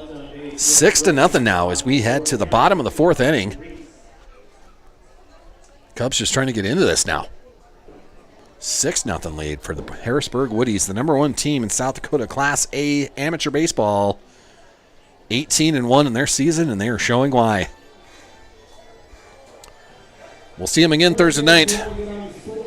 The last scheduled regular season game for the Brookings Cubs Thursday night down in Harrisburg. So 2 in a row this week before the Cubs head to region play. And I do have some info on that, if I can find that quick. I suppose I can find it quick. Of course not. Let's do this.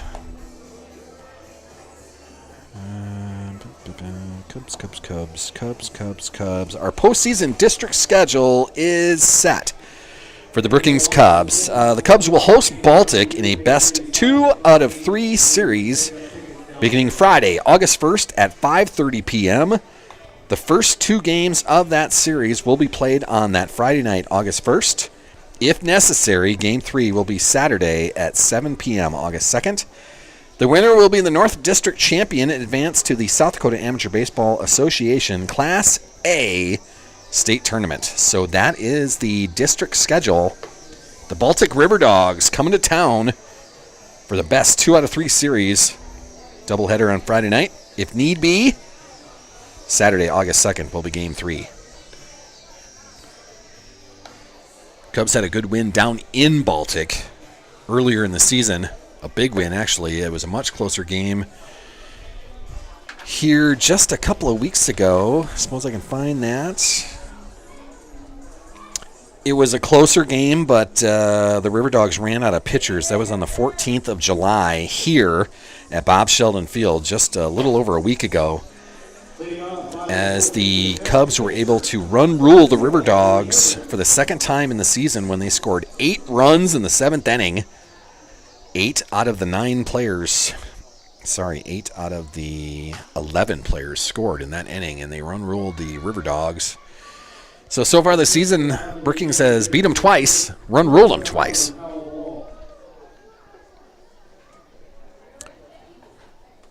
Hitting for the Cubs to start our bottom of the fourth, this is the catcher, number 0, Henry Hamrick. He's the cleanup hitter in our lineup. Still pitching for the Woodies, it is Chris Regas. He's had pretty good luck tonight. He has allowed a couple of hits, some runners on base, but so far given up the 0 on the scoreboard, as no one's even made it to third safely. Parker Winghart sniffed third, but then on an appeal was called out for leaving second base too early. So the Cubs just trying really to get back in this thing. One hitter at a time, isn't that the cliche? Hasn't every coach said that? It starts with a hit. It starts with something. It starts with a runner on base and coming around, and it has to start with something. Henry Hamrick is going to try to start it right here. 2-1 count. Swings through, strike 2. 2-2 to Hammer and Hank.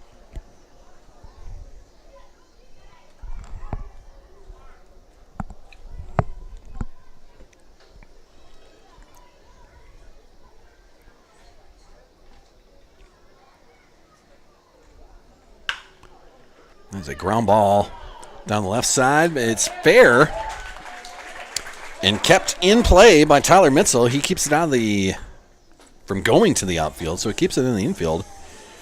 So an infield hit for Henry Hamrick. Nice diving stop by Mitzel to keep it in the infield. So the man on first, this is the 5-hitter in lineup number 14, Parker Winghart. Starts with a hit. Starts with a base runner. Starts with something. 6-0 lead for the Woodies. The Cubs just trying to get into this thing. Winghart is going to slap that foul, and it'll bounce against the fencing down the left field line, but not enough for the kids to run it down.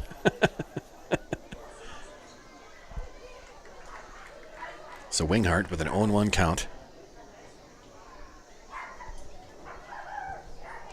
We do have a pinch runner for Henry Hamrick, our catcher tonight. That is Justin Koffel now running, I think. No, sorry. That is still Hamrick out there.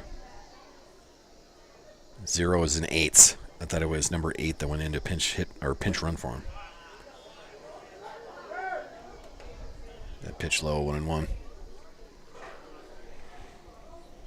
Parker Winghart with a single in the second inning.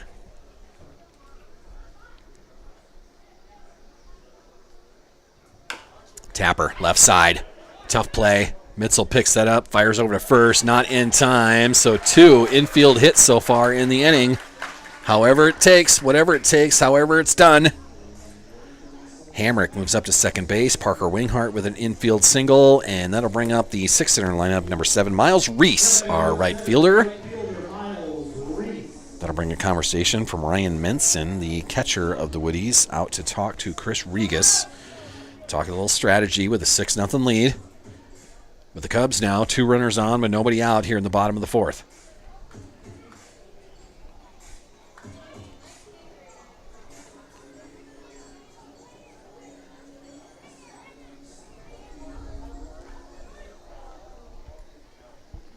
It's got to start somewhere, right?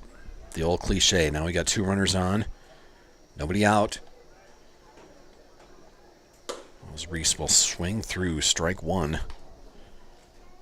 Reese with a strikeout in the second inning and his only at bat so far tonight. Has made a nice play out in right field, a couple of them actually. Showed off a cannon of an arm to keep a runner at second base. That pitch bounces to the plate, 1-1.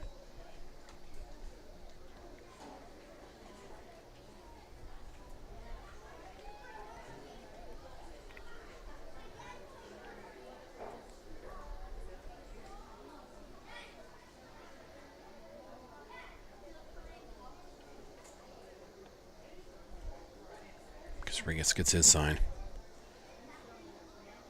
Take a look at the runners. Now he'll deliver. Breaking ball low.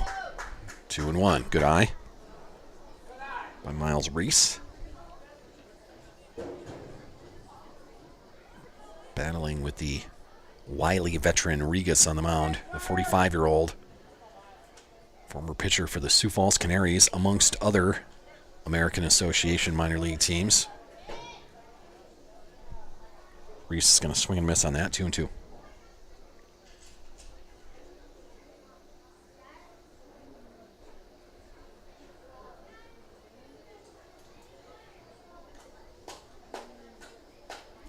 Reese doing a lot of shaking off there. Finally gets the sign that he likes. Fastball down the middle. Too high. Full count.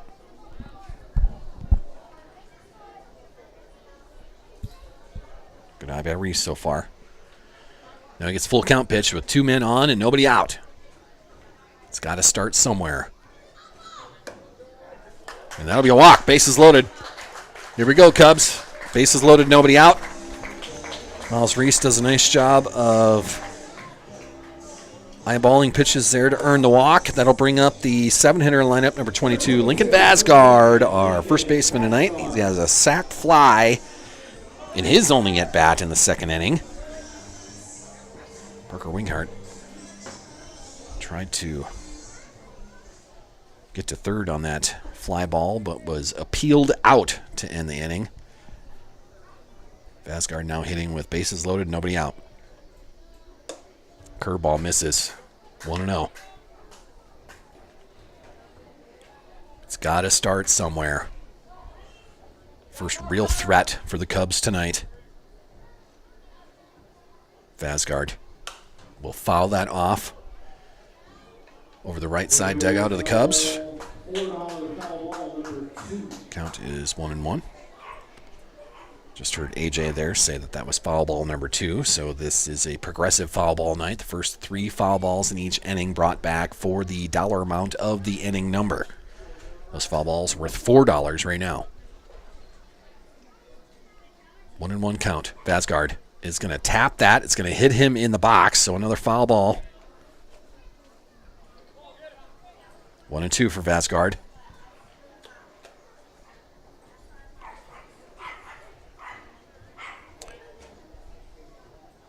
Regas being the veteran pitcher that he is. Throwing a lot of things that are down in the zone, a lot of breaking balls, trying to get a ground ball, possibly that double play ball. Regas delivers. Vasgard's going to lift that. Shallow in the infield.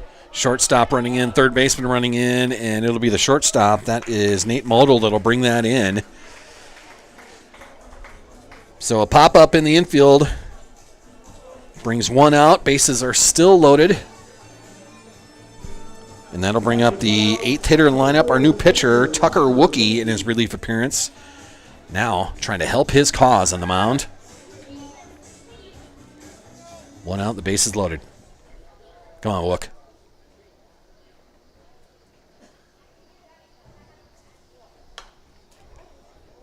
Tap that foul into the netting.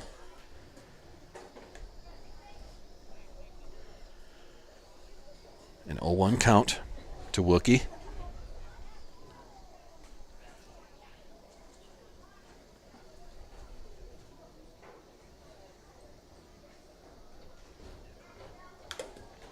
Tapped off of the catcher's mask. 0-2 now for Wookie.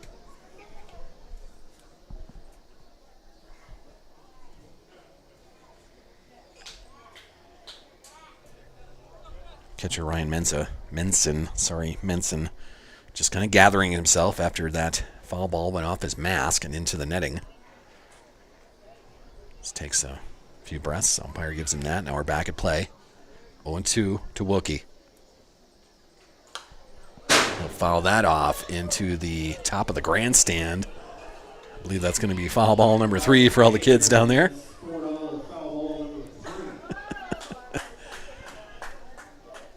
Some lucky kid got a gift right there. It dropped right in front of him. Right next to the grandstand to my right. 0-2 to Wookie.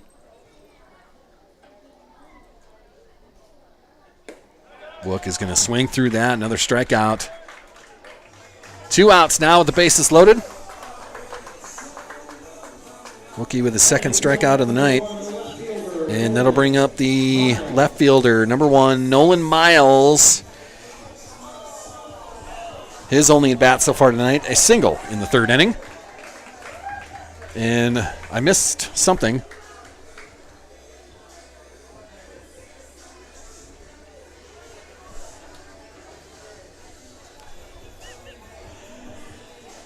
I missed something there. Did we pick someone off? Do we? I don't know what the 3rd out came from. All of a sudden they're coming off the field with base loaded. I don't know what just happened right there.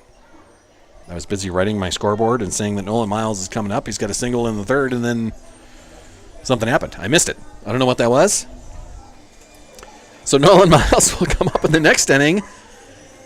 I think they cut someone off of, 3rd base then? They threw something down somewhere? I don't know what just happened. Someone got picked off. Best I can tell.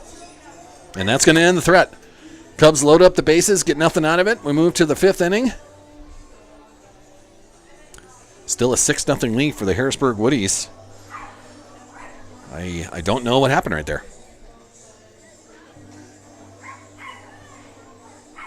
Somebody caught sleeping on the bags out there, apparently. So we move to the 5th inning. 5th inning brought to us by the Man Cave Barbershop, Alicia and Friends, right across the street from Bob Sheldon Field here on South Madera. You do it by appointment only. You have to go to their Facebook page. Do it by online appointments only. I guess you could call as well, but they go by appointments only. So if you just come walking in, then you might get in the way of someone who's got something lined up. But Alicia and Friends, a great barber here in town, a great barber shop here in town, a great young business, a great small business here in town. Alicia, thank you for being a sponsor of the Brookings Cubs through the summertime and helping us out with the Sioux Valley Cossacks through the school year. We'll do all of that again. The Man Cave Barbershop, a great hair cutter. Take care of the whole family. Bring the kids in. Man Cave Barbershop, they can do it all. Right here on South Madera, across from Bob Sheldon Field.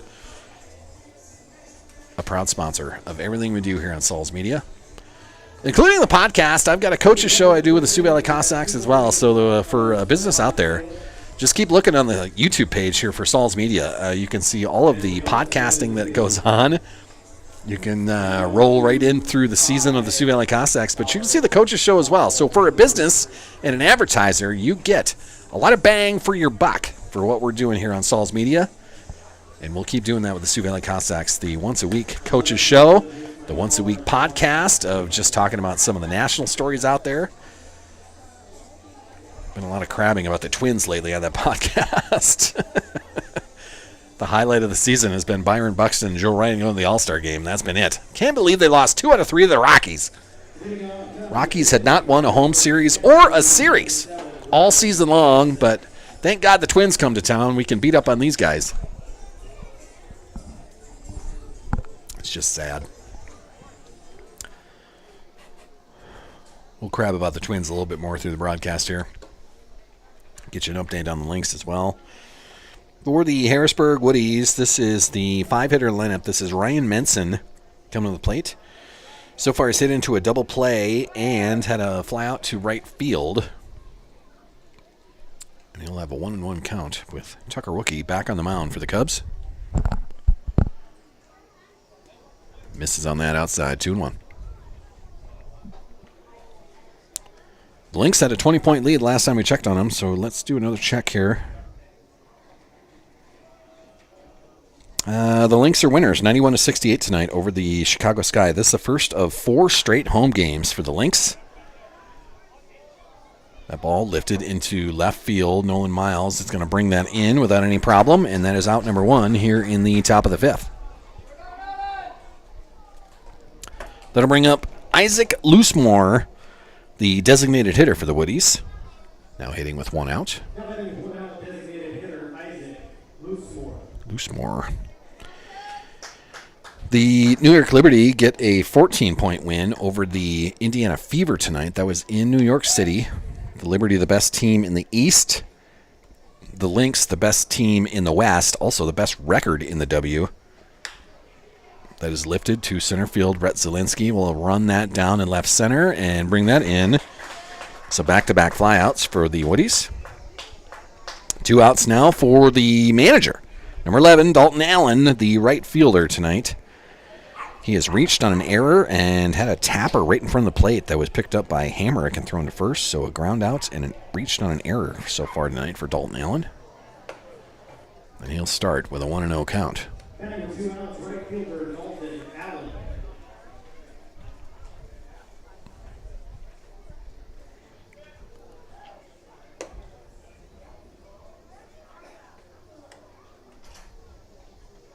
First pitch for the strike, apparently. 1-1 now.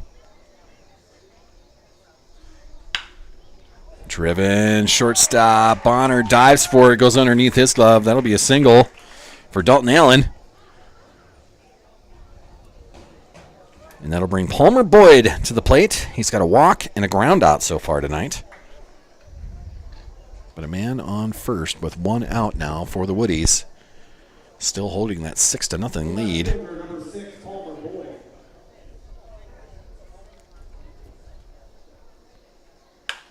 That is lifted to center field. Zielinski eyeing that. He'll move in and bring that in for out number 3. So a quick inning for the Cubs in defense. Tucker Wookie works pretty fast. 1 hit, 1 left on. No runs come across for the first time tonight in any of the innings for Harrisburg.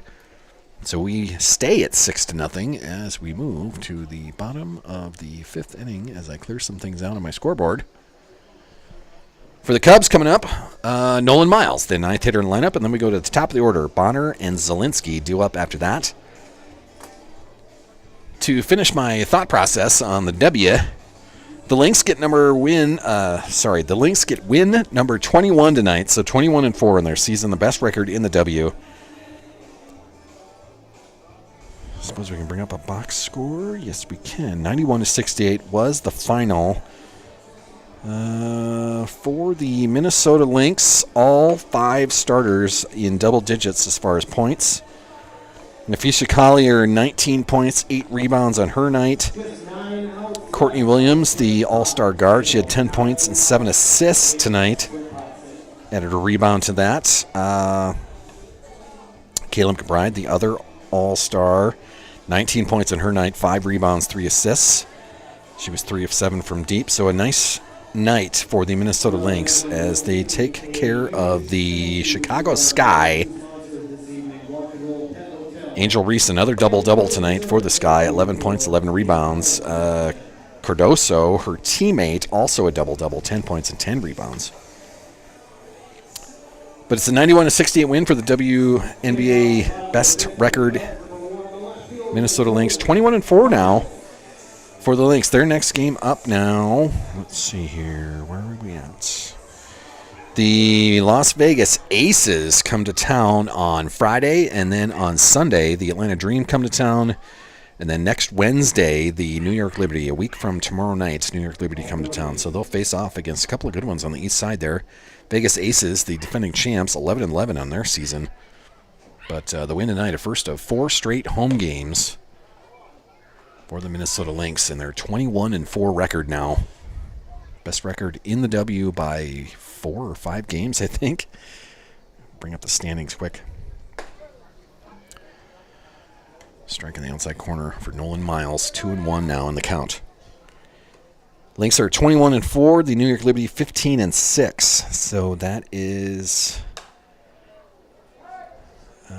league-wise. That's a 3.5 game lead over the New York Liberty for the best record in the W.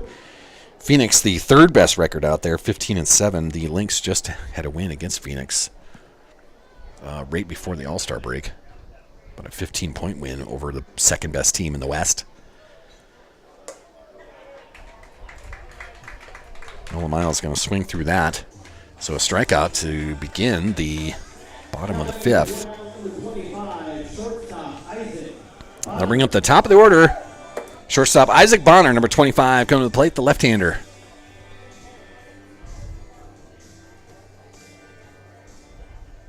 Let's see what other news that ESPN has for us. Suppose they have other fun things? Perhaps, maybe.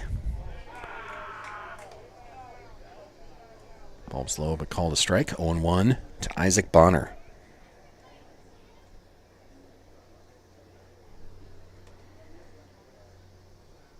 Inside, Bonner will swing through that. 0-2 now. Twins and Dodgers are underway.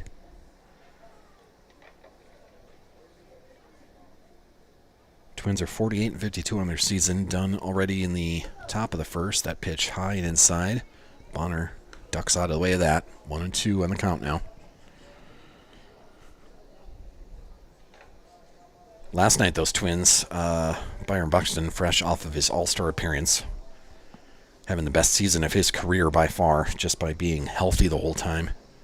He's actually probably going to be the first 30-30 man in Twins history if he can just stay healthy and keep producing at the rate that he's doing. $5 foul ball number 2. Bonner fouls that off. $5 foul balls now as kids are chasing that down. The progressive foul balls tonight. So Buxton in this leadoff at bat goes deep against Shohei Ohtani last night. The ball was low and outside, 2-2. Ohtani, the starting pitcher for the Dodgers, as he has now been cleared to start throwing it again for the Dodgers, so he was the starter. Buxton took him deep. I believe it was home run number 23. Here, ground ball right up the middle, past Regas. So Bonner's going to have a single here with 1 out in the bottom of the 5th. That'll bring up the secondary lineup. Rhett Zielinski with a man on and 1 out.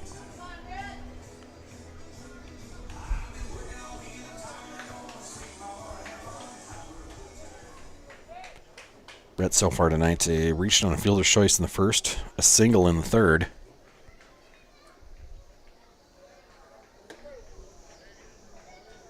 Regas starts him with a breaking ball, and that'll be a strike, 0-1. So Buxton takes Shohei Ohtani deep to start the game. Dodgers fight back to have a 5-2 lead in the 9th inning. Carlos Correa in the 9th comes to the plate with 2 men on and drives one to straight center field. The fence says 395 behind the center fielder. And he does this not dramatic leap, but just kind of leaps up and catches it right at the 395 sign to end it in the 9th inning last night. So the Twins lose 5-2 to the best record in baseball. Zielinski is going to send that through the left side. Back-to-back singles here in the 5th. Bonner moves up to second. Zielinski now on first with his second hit of the game.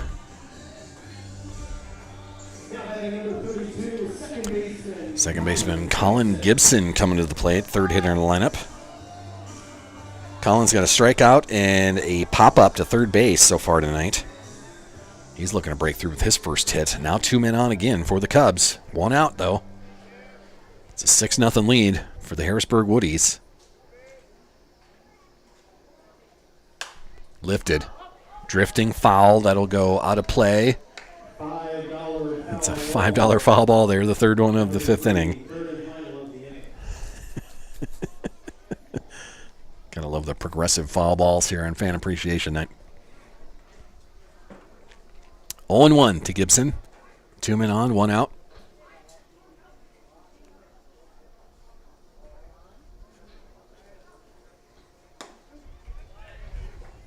That breaking ball hits the outside corner. 0-2. So Carlos Correa had warning track power to end it last night. The Twins lose 5-2.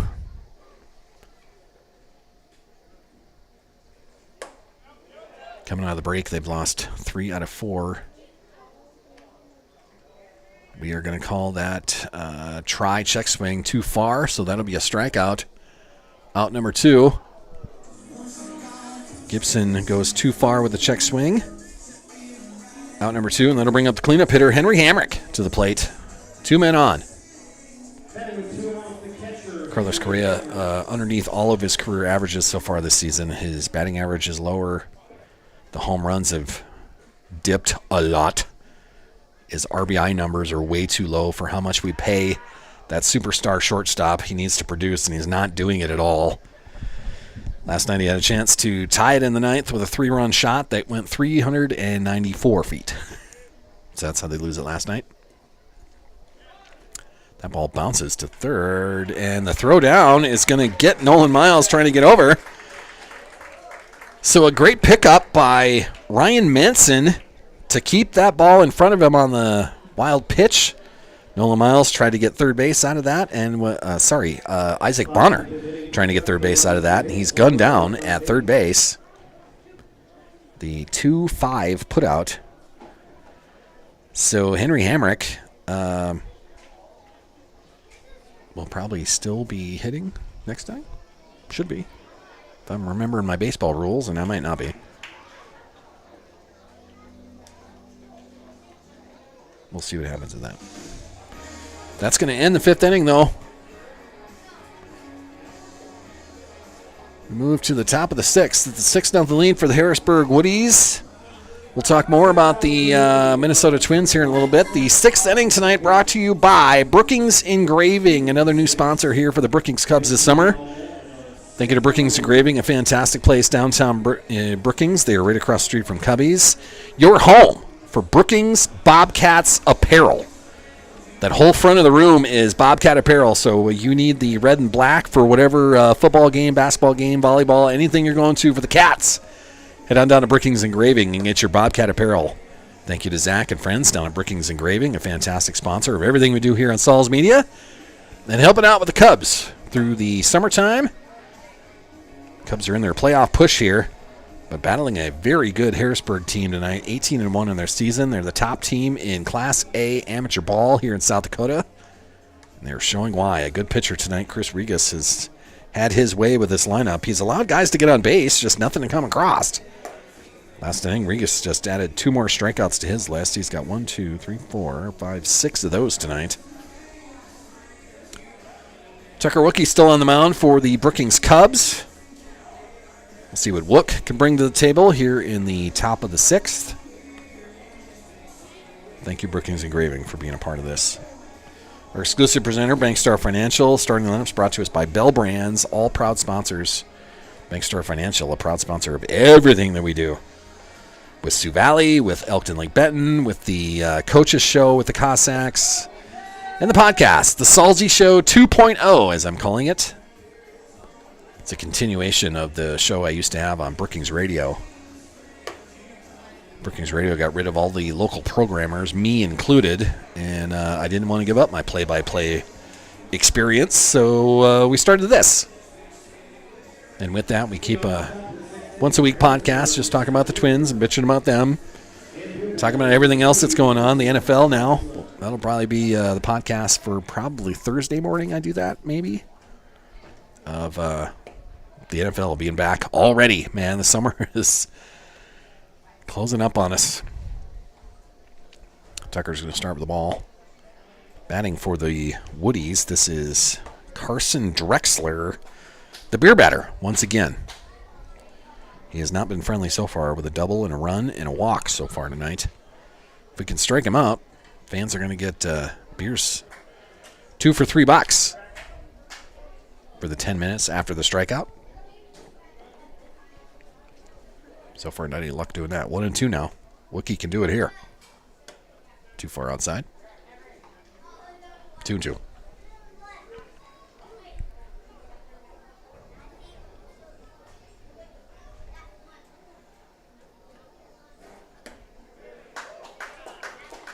There's the strikeout. Here's AJ. Beer sales 2 for $3 for the next 10 minutes. 2 for $3 in the next 10 minutes. Batting with 1 out. That was our beer batter. We got our strikeout of the beer batter. So you get here at Bob Sheldon Field, you get 2 beers for $3 for the next 10 minutes. Part of the fun with the beer batter actually striking out, but it brings the top of the order up. Maddox Schurer. He'll start his at bat with a 2-0 count.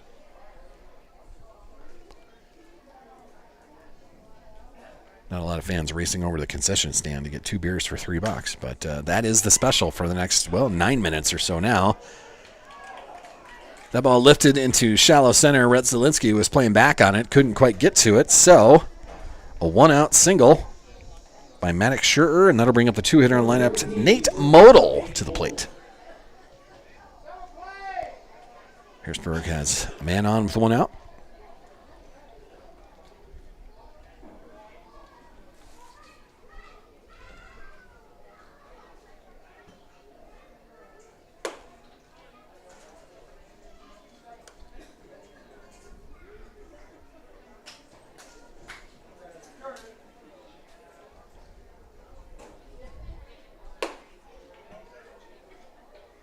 Two and on a modal.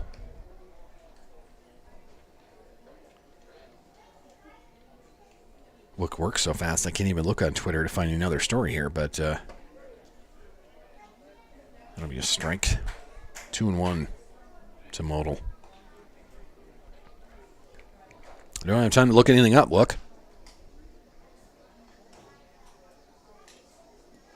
That pitch gets away from Hamrick. That's going to allow Schurer to move down to second base on the wild pitch.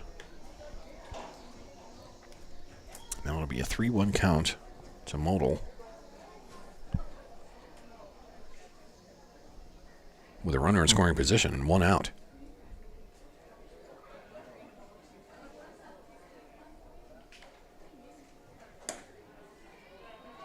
That pitch outside. Looks going to lose Modal on a base on balls, so 2 men on now for Harrisburg. Third hitter in lineup, Jack Sutton, the first baseman, coming to the plate with 2 men on and 1 out. Harrisburg threatening once again with their 6-0 lead.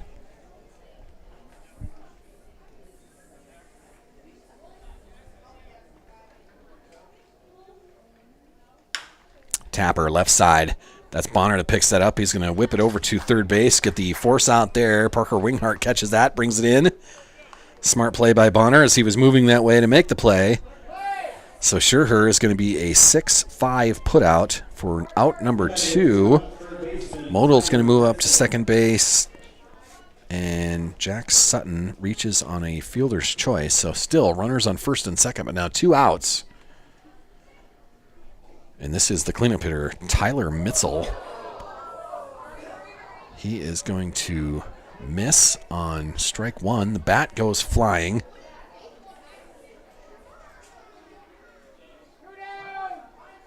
Bat ended up on the other side of Parker Winghart out there.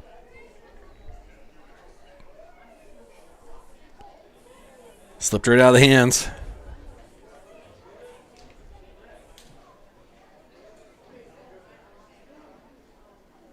It can happen, you know. Batting gloves that are a little bit wet. It's sticky out here, still humid here on a Brookings summer night. Bat just slipped out of his hand. Nobody hurt. Now back in the box. Mitzel's going to watch ball one. A 1-1 count now. Still 2 men on. 2 outs, though. Wook trying to work himself out of this.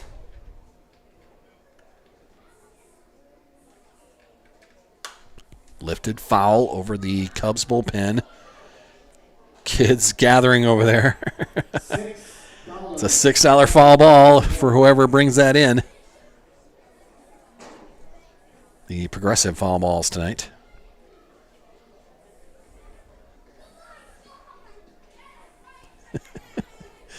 Kids running all over the place by the concession stand there to try to bring that in.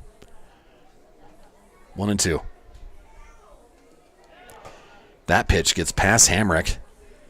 Rolls to the backstop. Both runners are going to move up. Modal to third. Sutton to second. Mitzel's now going to be hitting with a 2-2 count with 2 outs, but 2 runners in scoring position now. Under 5 minutes remaining on your 2 for 3 hour beer sales. Just under 5 minutes remaining.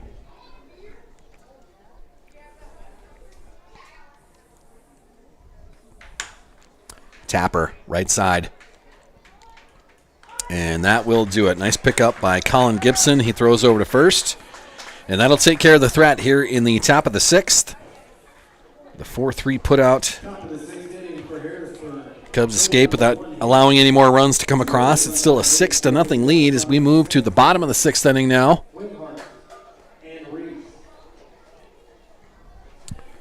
Coming up for the Brookings Cubs, I believe Henry Hamrick, the catcher, is coming up here as he was in the batter's box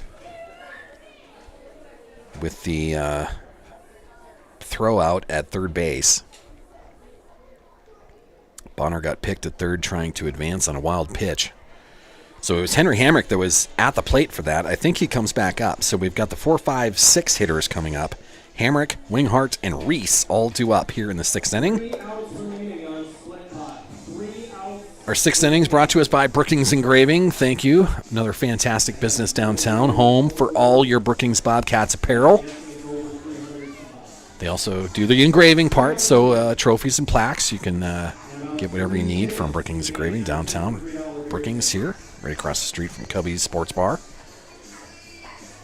But your home for Bobcat apparel. Get everything you need down there. T-shirts, sweatshirts, hats. Whatever you're looking for, they've got it down there for you. Thank you, Brookings Engraving, for being a sponsor for the summertime. Helping out with the Brookings Cubs on Saul's Media. Bottom of the 6th inning coming. It's still a 6-0 lead for the Harrisburg Woodies. On the mound still, that is the crafty veteran. This is Chris Regas, the 45-year-old pitcher for the Woodies, going back out for the 6th. Twins now. Top of the 2nd for the Twins. Still no score out in L.A. I know I saved some stories on Twitter as well. Let me see what I can find there.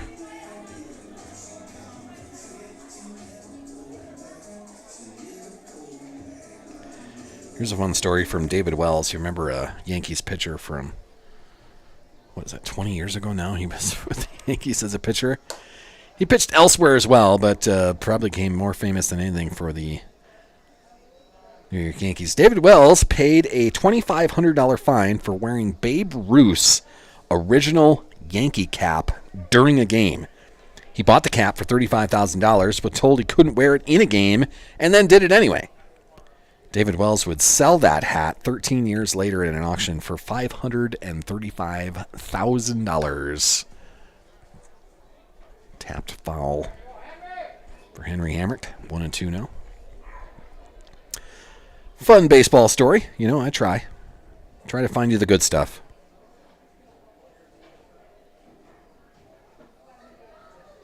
We can talk Valley football. Missouri Valley football had their media day yesterday down in Sioux Falls.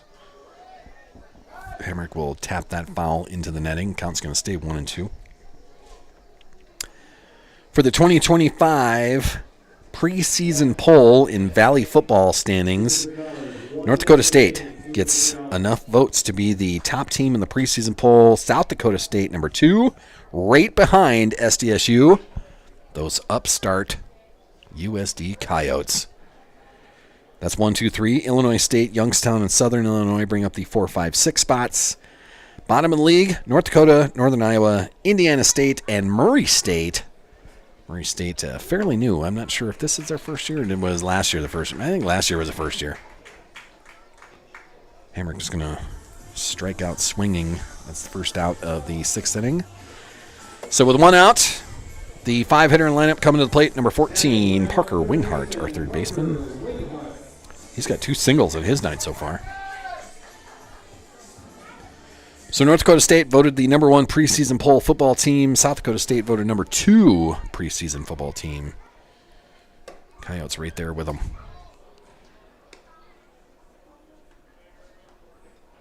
Two for 3 beer sales have ended.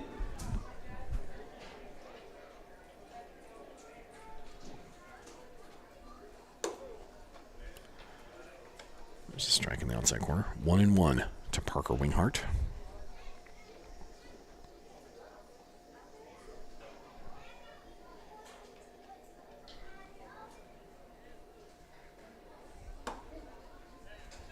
There's a strike.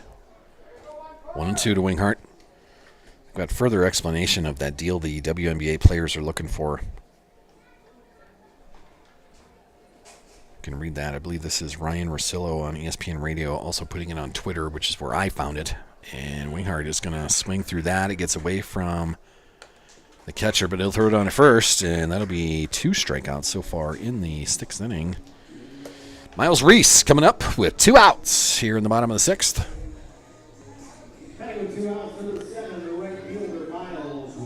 Maybe we'll wait in between innings, and I'll give you further explanation of what this WNBA collective bargaining agreement or negotiation is all about, as Ryan Rosillo does a nice job of explaining what's happening.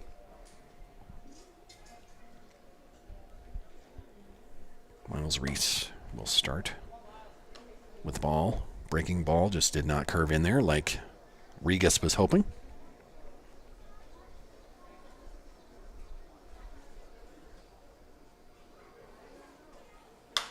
Popped up, right side. First baseman is running that down. That's Jack Sutton that'll get underneath that. Having trouble tracking it down. And it gets away from him and then bounces out of play. Might be another $6 foul ball there. Waiting for my partner in crime, AJ. Aaron joined me. Off to my right in the press box here to announce. We must have had all 3 foul balls already. I didn't hear anything there. So 1-1. To Miles Reese, still alive after Jack Sutton couldn't bring down that pop-up in foul territory right in front of the Cubs dugout. Reese will swing through that, 1-2.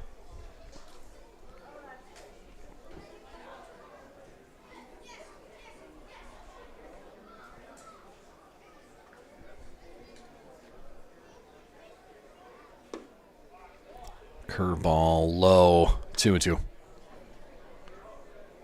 Regas thought he had it.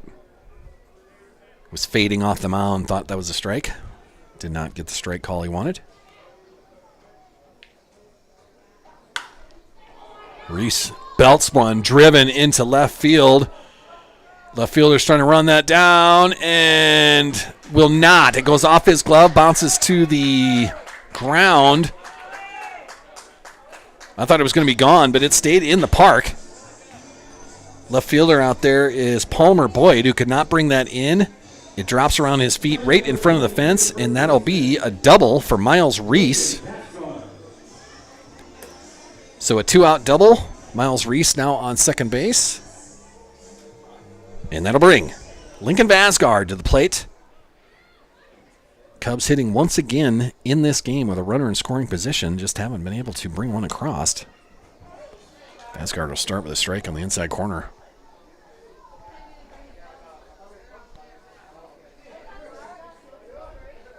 Reese really hit that pretty well.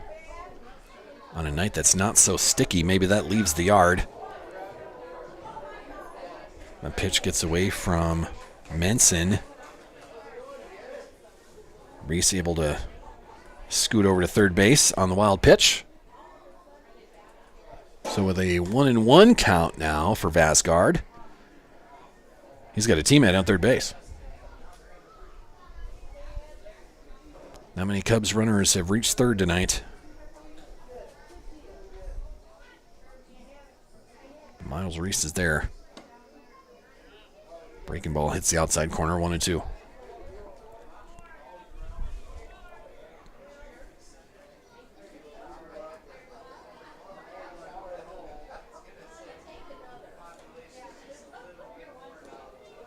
That pitch too low.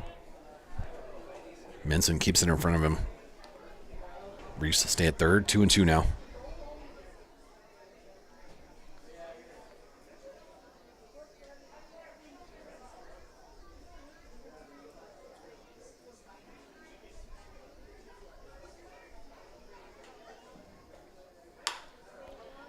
Ground ball right through Regas' legs, and that is going to be the first run coming across the plate for the Cubs tonight, 6-1 on the RBI single by Lincoln Vasgard, right through the legs of Chris Regas. Reese comes in to score. Lincoln Vasgard with an RBI single with 2 outs, and that'll bring Tucker Wookie to the plate, our relief pitcher for the evening. See if he can help his cause here a little bit. Wookie with 2 strikeouts so far tonight. 0 for 2. That's tapped foul into the netting. Like it hit the top of the grandstand facade. So 0-1 to Wook.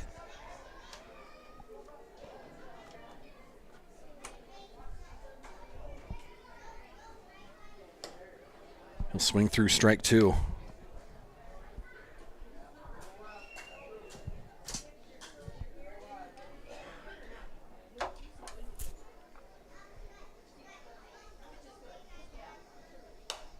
Tapped foul over the grandstand. Kids running it down.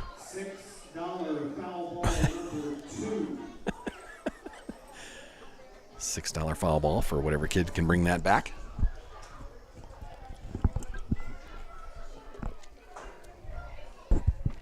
Wookie with an 0-2 count now. 2 outs. Another foul ball. $6 to someone else.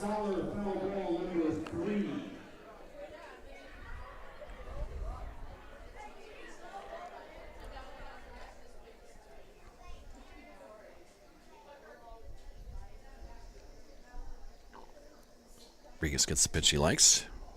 Wook ready in the batter's box. Inside, Wook does a nice job of staying off of that. 1-2 now to Tucker Wookie.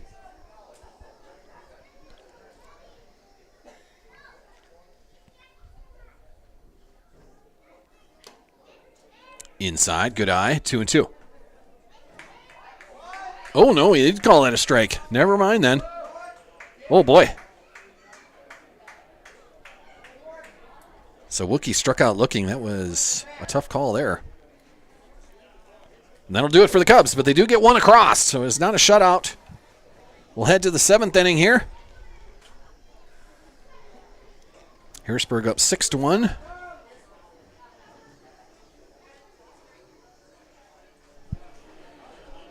For the Harrisburg.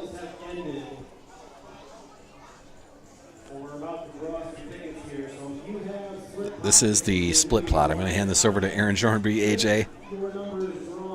You can hear this and find out who the winner is. You have a choice of a $100 Visa gift card, an $80 pet supply and toy gift pack,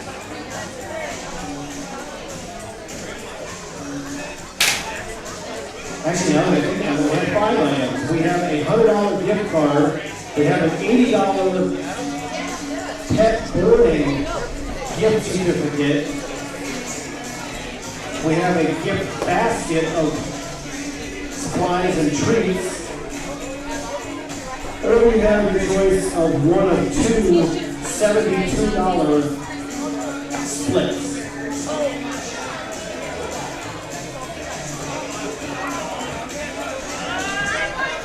So here we go, first number.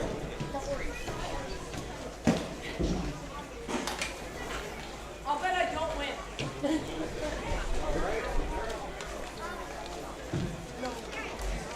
1, 4, 4, 1, 5, 2, 5.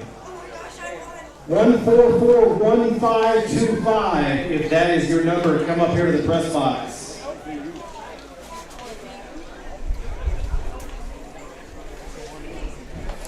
1, 4, 4, 1, 5, 2, 5. Leading off top of the 7th inning for Harrisburg, the catcher number 27, Ryan Benson. We'll have you come right in here. You can talk to AJ right here.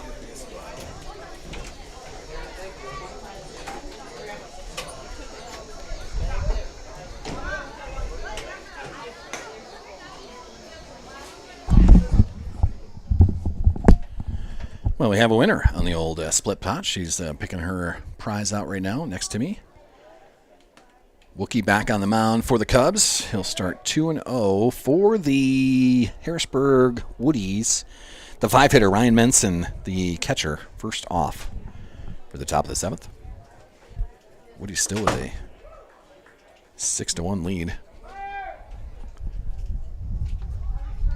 Our first winner has selected the $100 gift card. She took the $100 gift card. There you go.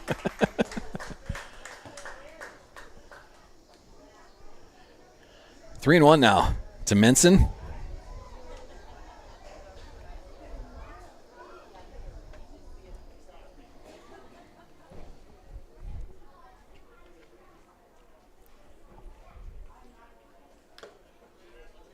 Foul tip and nope, strike 2 there. Sorry. Full count now to Menson.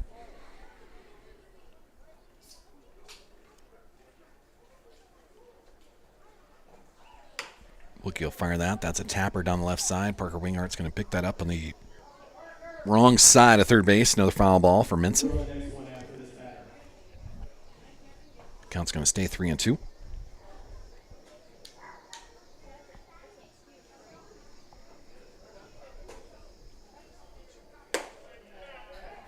And that ball will be too high. Menson will draw a walk to start the top of the 7th. Isaac Loosemore coming to the plate. He's got 3 flyouts to center field tonight. So 0 for 3 with Brett Zielinski catching all 3 of them. Pinch hitter for the Woodies as Menson is the catcher.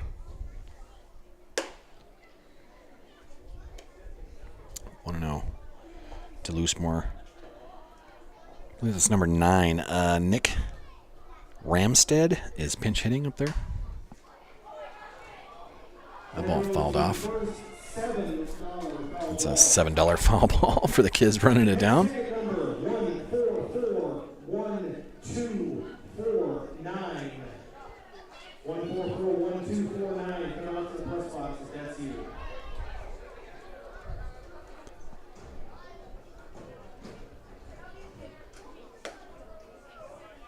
Strike in the outside corner, 1-2 for Wookie.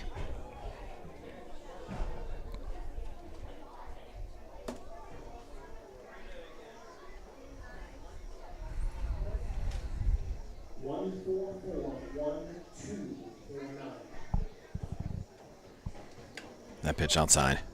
Nice job of Hamrick to knock that down. Kept the runner at first base.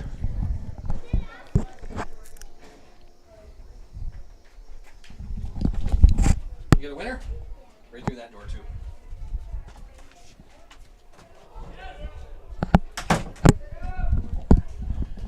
That pitch gets away. So that will allow Ryan Benson's pinch hitter, that is Nick Ramstead, to move to second base. Be a full count now for Isaac Loosemore, designated hitter for the Woodies. I'm helping out with the tickets and the whatnot here as people are coming through the press box, so I missed something there, and that's going to be a walk. So now runners on first and second for the Woodies. Back-to-back walks by Tucker Wookie. Not surprising, $72 goes out to press. Hold on. Coming in number 11, right fielder Dalton Allen.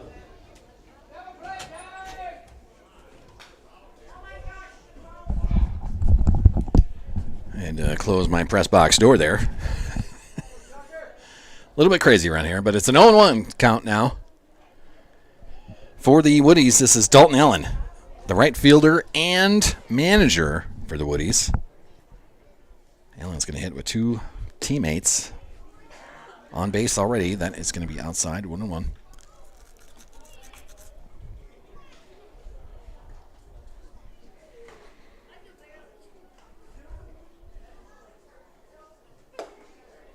Big swing and a miss there, 1-2.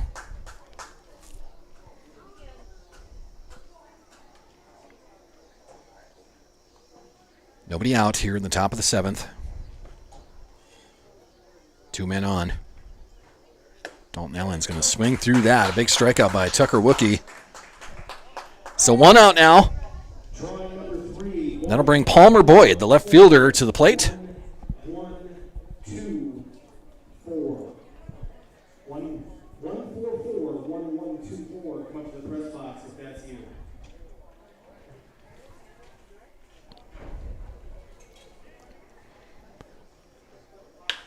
Lifted, right field. That is Miles Reese that'll bring that in. Nice job there. Runner on second base is going to race down to third. So 2 down now with runners on the corners. Palmer Boyd with the F9. Good pickup by Miles Reese out there. 2 outs. That'll bring Carson Drexler, the beer batter, back to the plate.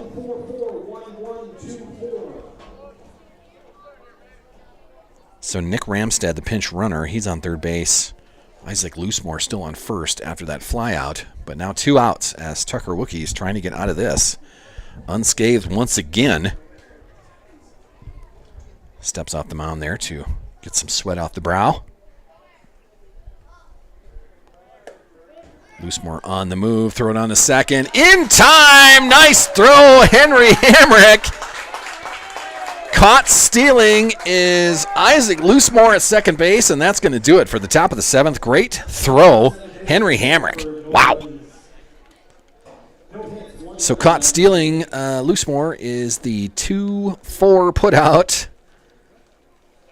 Caught stealing, and that'll bring Carson Drexler, our beer batter, back to the plate in the 8th inning if need be. You know, Cubs are down 6-1. It'd be a huge turnaround to run rule these Harrisburg Woodies, but, you know, always an option. So this is the traditional 7th inning stretch for all of our fans in the stands. Harry Carey on the call.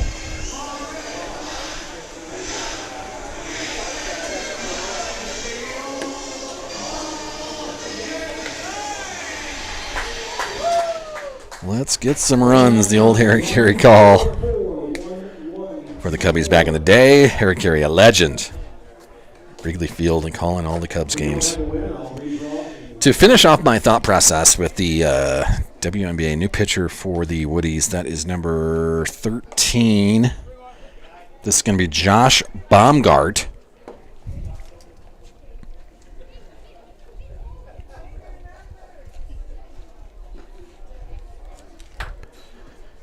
Ryan Russillo brought this up. Over the years, I haven't loved some of the WNBA arguments for higher pay, but now it's pretty simple. If the Las Vegas Aces sell for $2 million in 2021 and are supposedly worth $300 million now, Why would you expect the players to receive just 9% of the revenue? The Valkyries' expansion fee was $50 million 2 years ago. Today, expansion cost is $250 million. In what other profession would someone as valuable as Caitlin Clark make only $78,000 a year? So that's the argument that WNBA is trying to make. The amount of money that these franchises are worth now, plus the new TV deal that's coming into play next year, means that this league is not going to lose money anymore. So what the players want is just a fair share of the revenue. And I brought up before that the NBA collective bargaining agreement says that those players make 50% of the take. I don't know if the WNBA players will get to that in their CBA agreement, but that is the goal, I think. There's going to be a ground ball right side. That's Nolan Miles with a 3 unassisted for the first out of the bottom of the 7th. And that'll bring up the top of the order. Isaac Bonner coming to the plate.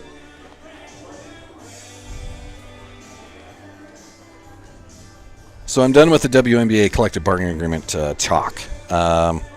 They did have a huge weekend as far as viewers go. For the All-Star game, it would have been even bigger had Caitlin Clark been able to play it. But that's just not the way. Ticket sales for the All-Star game dropped from $121 to $64 on average because Caitlin Clark was out with the groin injury. But still a great crowd in Indianapolis. Still a lot of TV viewers that WNBA was learning about. Bonner is going to hit that into right center field. That'll drop for a single. A one-out single for Isaac Bonner.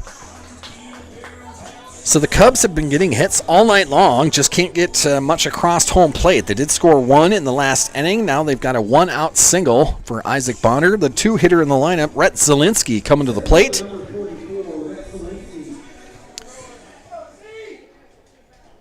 And I don't have a lot of other stories on Twitter right now, so we're just going to have to kind of battle this out a little bit. Zielinski's going to send that into the netting. Scaring his on-deck hitter, Colin Gibson, who is standing right there. 9-9. More ticket drawings by AJ, my counterpart, up at the press box. Giving away some fun prizes, a little bit of money.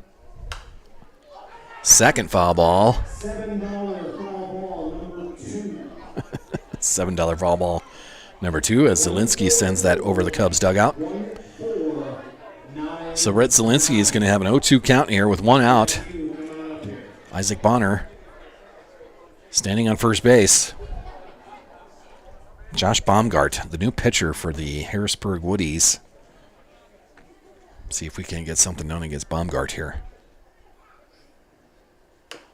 Zielinski's just going to tap that in front of home plate. Baumgart's going to pick that up, throw it to first. It's off the mark. Zielinski goes falling. The ball goes into the fence line. Now we're going to have a play at third base as Bonner gets over there safely. Zielinski couldn't get up quick enough. So we're going to have runners on the corners with 1 out. Zielinski with the infield single. Hi there. Come right in there. Bonner moves over to third. Zielinski with the infield hit. You can go right through those doors as well.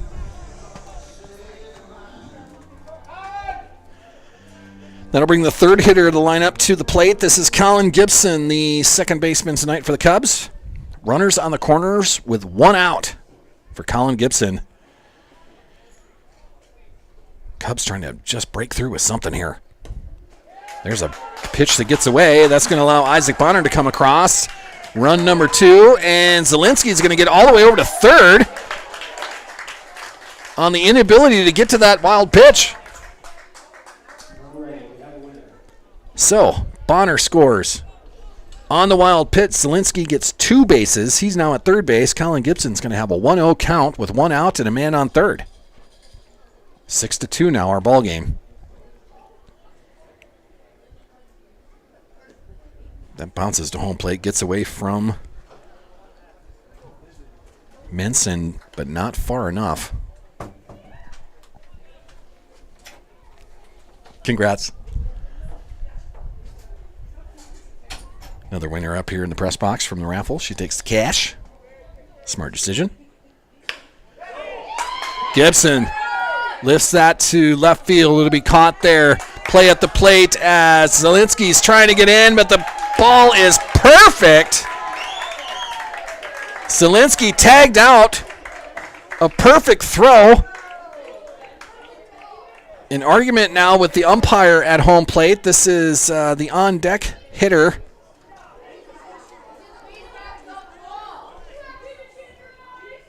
To no avail. Henry Hamrick making his case. Still going back out to argue with the umpire, and now Henry Hamrick may be in trouble. Being told to get to his dugout. Henry will reluctantly head back to the dugout. So a crazy turn of events. We'll head to the top of the 8th. Officially, Colin Gibson with the F7 was out number 2, and Zielinski trying to score on a shallow fly ball to left field is tossed out at the plate, tagged by Menson. So it'll be the 7-2 putout for out number 3.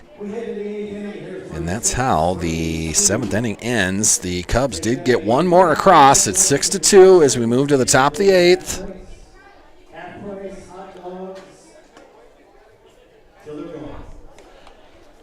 Coming up for the Harrisburg Woodies here in the 8th inning, they're going to have Carson Drexler, the beer batter, come up once again. He did help out our fans by striking out in the 6th inning. Give fans the opportunity to have 2 beers for $3 for the 10 minutes after that. Our sponsor here for the 8th inning, it is Hometown Service and Tire. Tim, downtown, has a great repair shop for some car repair, for tire replacement. Tim at Hometown Tire, man, he sponsors baseball. He's got kids in baseball, had no problem being part of the Cubs for the summertime. I've had him put some new tires on my car, and he's been great.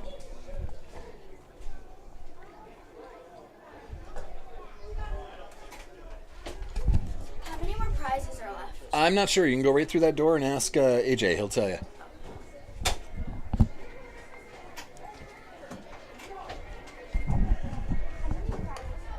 So, Is it you that gave this to? nope. AJ right in there. I'm sorry. Nope. I'm sorry. No, that's okay, man. I didn't Go know. right in through I there. didn't know. Press box a little crazy right now. We got a lot of tickets coming up, a lot of things. I think we got another winner that AJ is going to tell us about. So Carson Drexler, the beer batter for the night, did help us out by striking out in the 6th inning. Now he comes back up.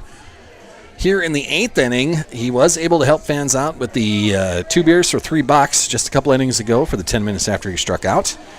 Hometown Tire and Service brought to us, brings us our 8th inning. Hometown, a great repair shop. Downtown Brookings. If you need help with your car, get back on the road with Tim. They'll help you out. He's got kids in baseball, so he was a sponsor of baseball. I had no problem being part of the Cubs, so thank you to Hometown Service and Tire being a sponsor of the Cubs here through the summertime. Tucker Wookie still on the mound for the Cubs. First pitch is going to be fouled back, and I think that goes over the grandstand. That's going to be an $8 foul ball for the progressive foul ball number. We also have our 4th winner who is on their way down to the front gate. Not sure if they're picking the gift certificate or the gift basket. But whatever they don't take of those 2 is what will be left for drawing for pie.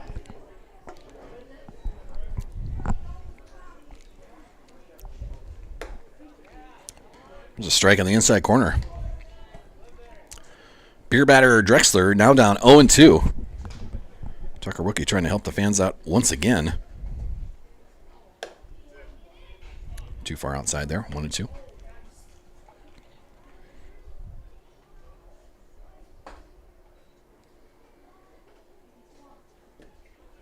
That pitch too low outside. That bounces to Henry Hamrick. 2-2 now.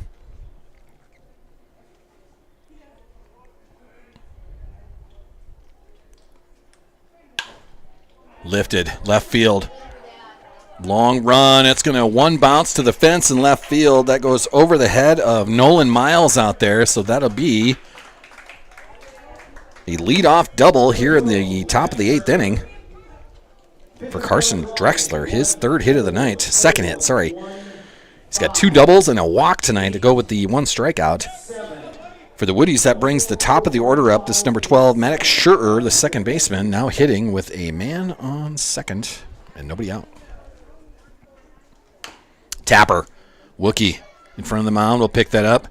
Send that over to Vasgard at first. That'll be a 1-3 put out. 1 out now here in the top of the 8th. Nate Model coming to the plate. On the ground ball, Drexler moved over to third base.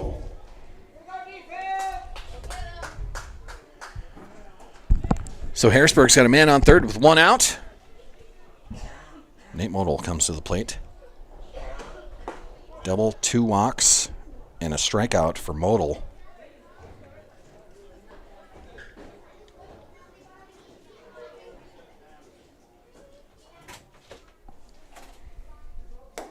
Hi there. You can go through that door too. Okay. 0-2 to Model.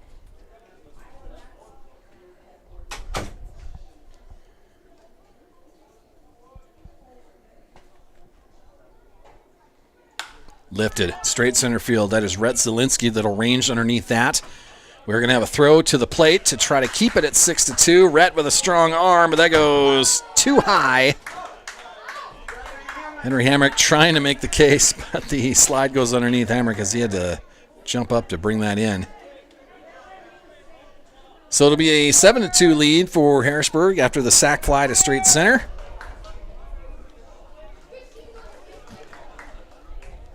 Drexler comes in to score, and that'll bring Jack Sutton to the plate for the Woodies.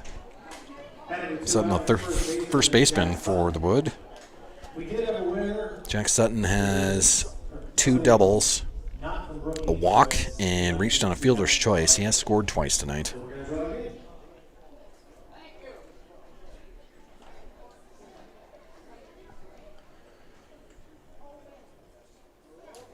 Wookie airmails that into the netting. 1-0.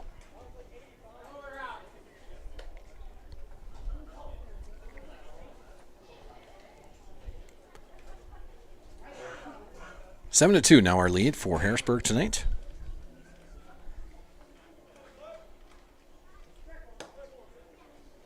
A strike in the inside corner there, 1-1.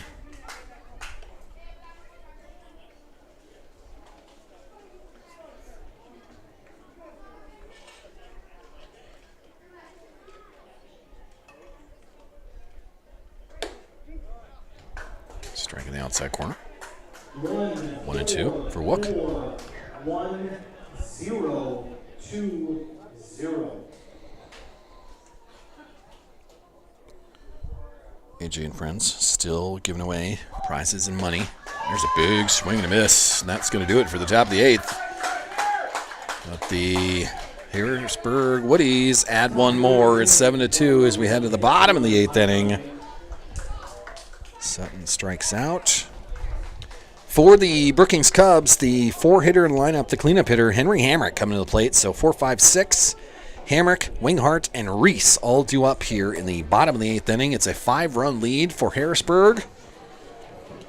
An update on the Twins in La La Land. The Twins have a 3-0 lead over the Dodgers at the moment. What happened there? Let me give you some sort of box score here. Twins scored 3 in the 2nd inning.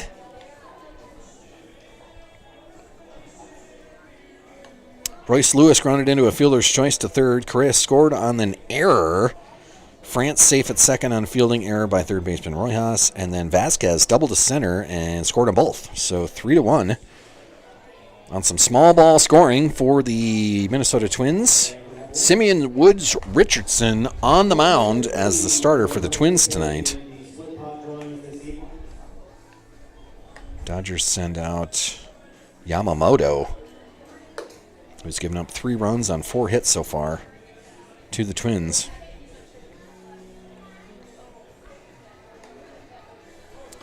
Dodgers, before this series, were swept by the Brewers, as the Brewers make their claim for second best record or maybe best record in baseball now.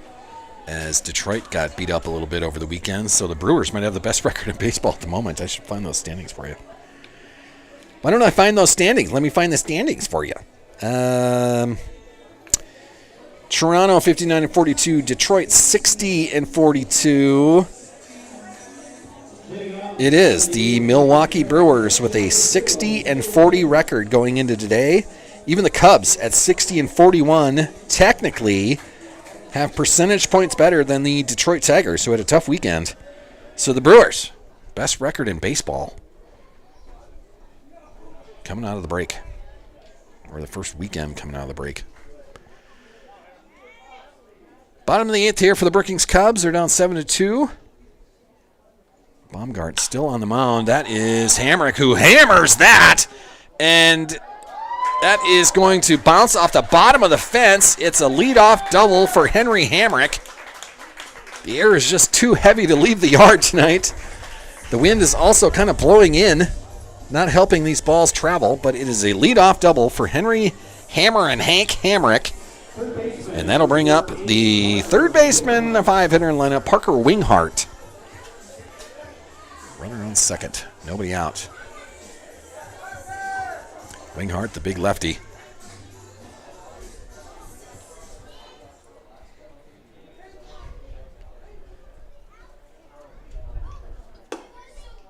Too high in the first offering by Baumgart. 1-0 to Winghart. Cubs down with 13 hits on their night. Just the 2 runs to show for it, though.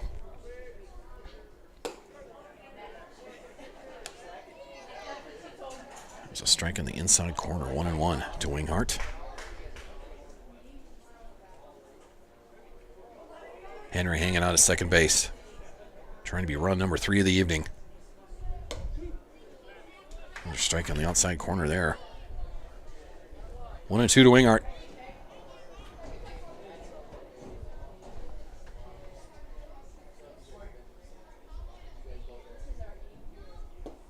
Change up too low, misses. 2-2.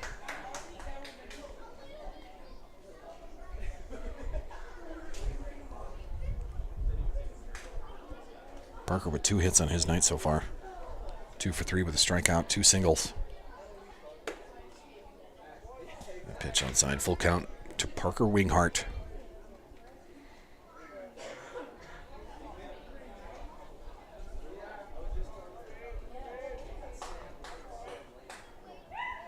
Way outside. Parker's going to walk. 2 men on now. Nobody out here in the bottom of the 8th. Cubs trying to get back in this. Still fighting. It's a double and a walk to begin the bottom of the 8th. That'll bring Miles Reese to the plate, our 6th hitter in the lineup. He is our right fielder. Miles has a double, a walk, and a strikeout so far tonight. He has scored a run. Big spot for the Cubs here. Line drive, center field. That's going to drop in front of the center fielder. The big throw home is off the mark. That's going to allow Henry Hamrick to score. So we'll still have runners on first and second on the RBI single. Miles Reese delivers. Hamrick comes around. Parker Winghart to second. Miles Reese, the RBI single, and it's 3 men on to start the bottom of the 8th. Lincoln Vasgard coming to the plate, our first baseman. It's got a single, a sac fly, and a fly out to shortstop so far tonight.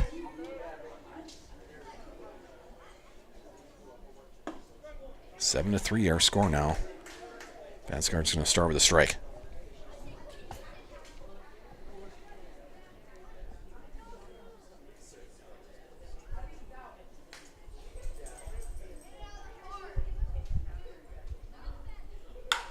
Driven to left field.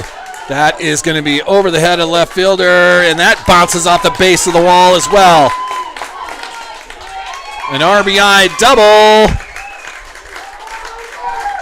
Balls just cannot leave the yard. Vasgard with an RBI double. As Miles Reese goes over to third base, Parker Winghart comes around to score. Everybody that's come up in the 8th inning has a hit so far. Sorry, 3 hits and a walk so far. And that'll bring Tucker Wookie to the plate. He's got 3 strikeouts on his night. He's actually going to be pinch hit for. This is Justin Koffel coming to the plate. And the Harrisburg Woodies are going to have a meeting on the mound.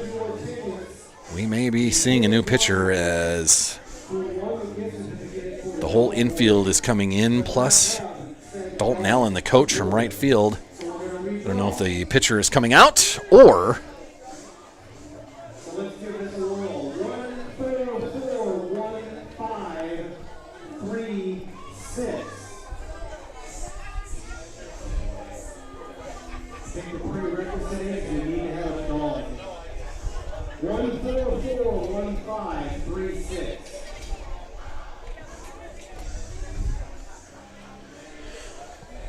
So pinch hitter coming up, Justin Koffel. Baumgart stays out there on the mound. Cubs have runners on second and third, nobody out. They've already brought 2 across. The 4 hitters that have come to the plate so far in the bottom of the 8th have reached base, 3 of them by hits, 1 of them by walk, 2 of them have scored. It's 7-4. And the Cubs still in a great spot here. Justin Koffel pinch hitting for Tucker Wookie. He will foul that off into the netting. And it'll be an 0-2 count for Justin Koffel. 1-4-4-1-5-3-6. If you're not up here in a minute, we'll try again.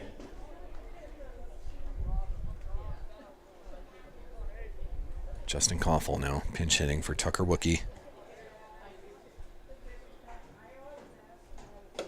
Outside on that, 1-2. Good eye by Koffel. Nobody out. 2 men in scoring position. It's a 3-run ball game. Cubs still fighting here in the 8th inning. Josh Baumgart on the hill having a rough 8th inning so far. And Koffel's going to swing through that. That'll be out number 1 here in the 8th inning. Koffel pinch hit, strikeout.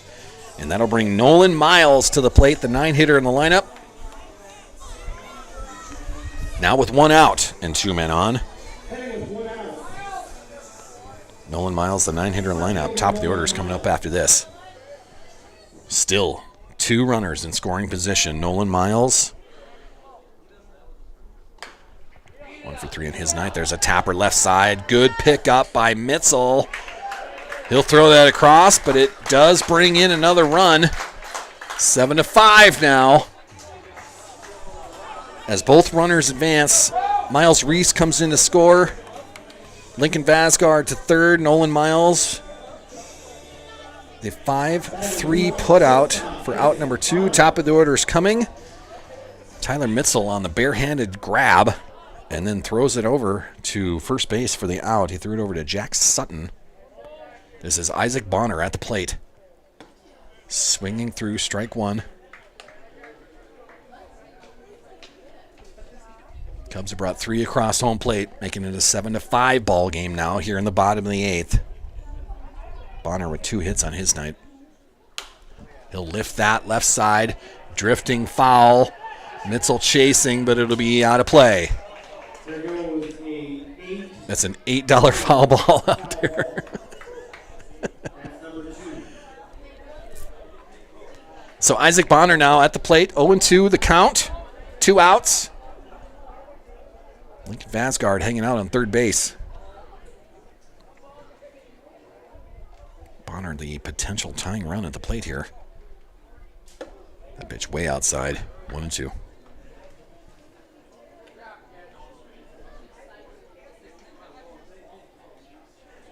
The air has been heavy tonight. We've had a few balls that have been struck very well to left field, but the air is heavy. The wind is blowing in. They dropped at the base of the left field wall. That is lifted here in the infield. That is going to be Mitzel going over to get that, and he'll bring it in. So the Cubs add 3 here in the bottom of the 8th to make it a 7-5 ball game. We head to the 9th.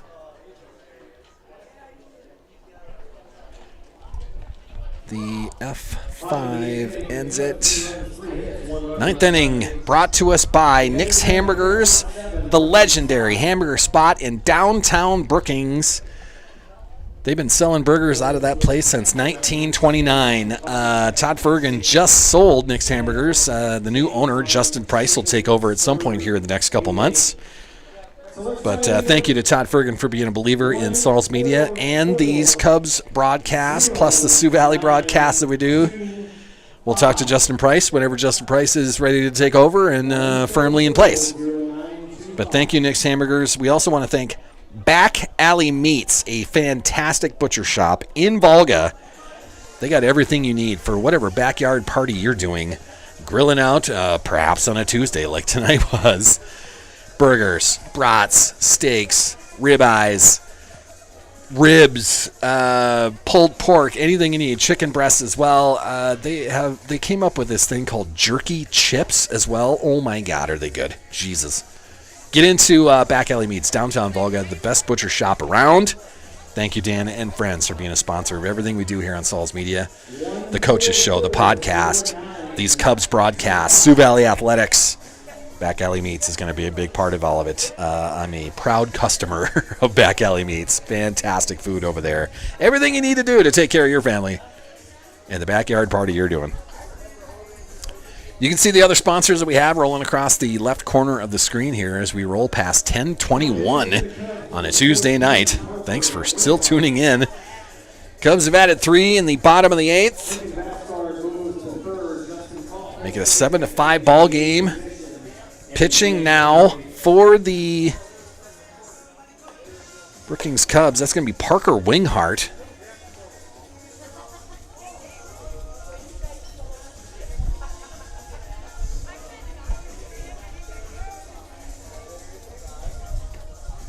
So Winghart on the mound. That moves Fasgard over to third. Bonner still at short. Colin Gibson still at second base. Justin Koffel will take over at first base.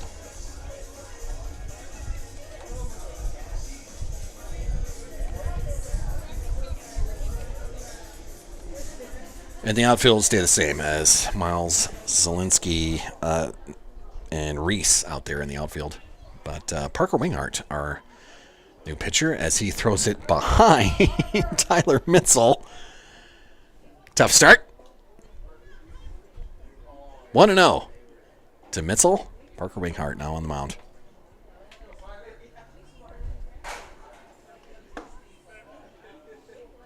Too low in that. 2-0.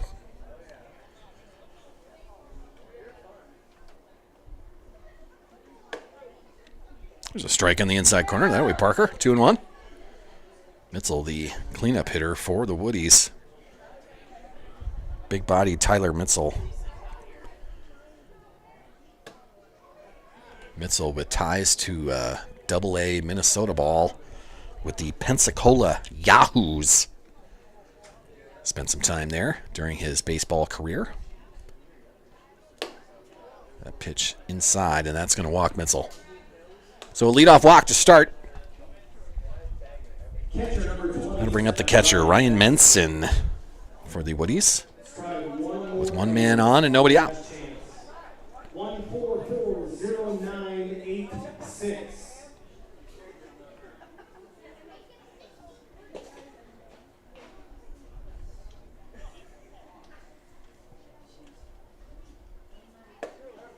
Good pitch on the outside corner. Winghart will start with a strike to Ryan Menson.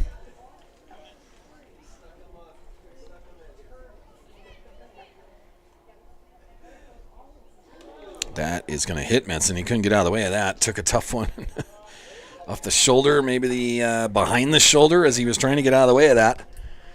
So Menson hit by pitch. He'll reach first. 2 men on, but nobody out here in the top of the 9th. And Menson's going to have a pinch runner as well. That is number 9 hitting out there. That is Nick Ramstead. The pinch run for the catcher of the Woodies.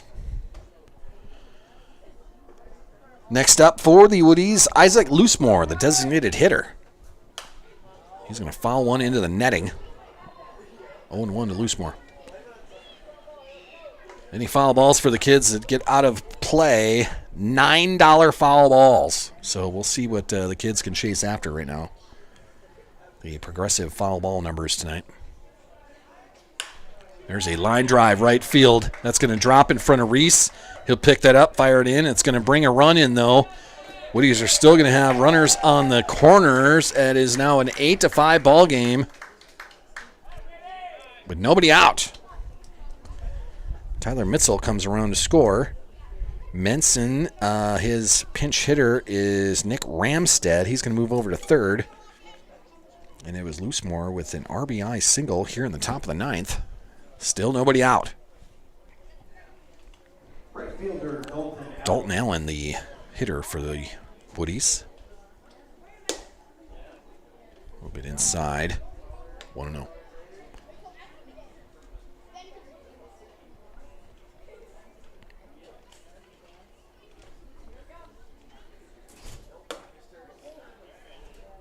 Misses inside as well. 2-0.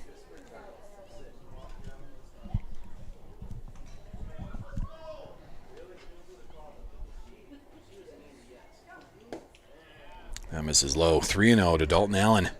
We have a winner and they're from Brookings. And they have a goal.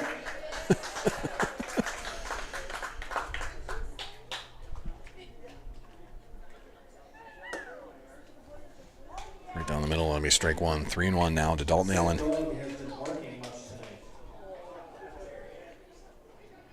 Runners on the corner for Harrisburg. Nobody out. Allen's going to send that down the right side. Throw to second. Out there. Throw to first. Good relay. Wow. Nice play there. What a double play. Great pickup by Colin Gibson. He throws it over to Isaac Bonner, and the relay is in time to Justin Koppel. The 4-6-3 double play. Wow, what a play.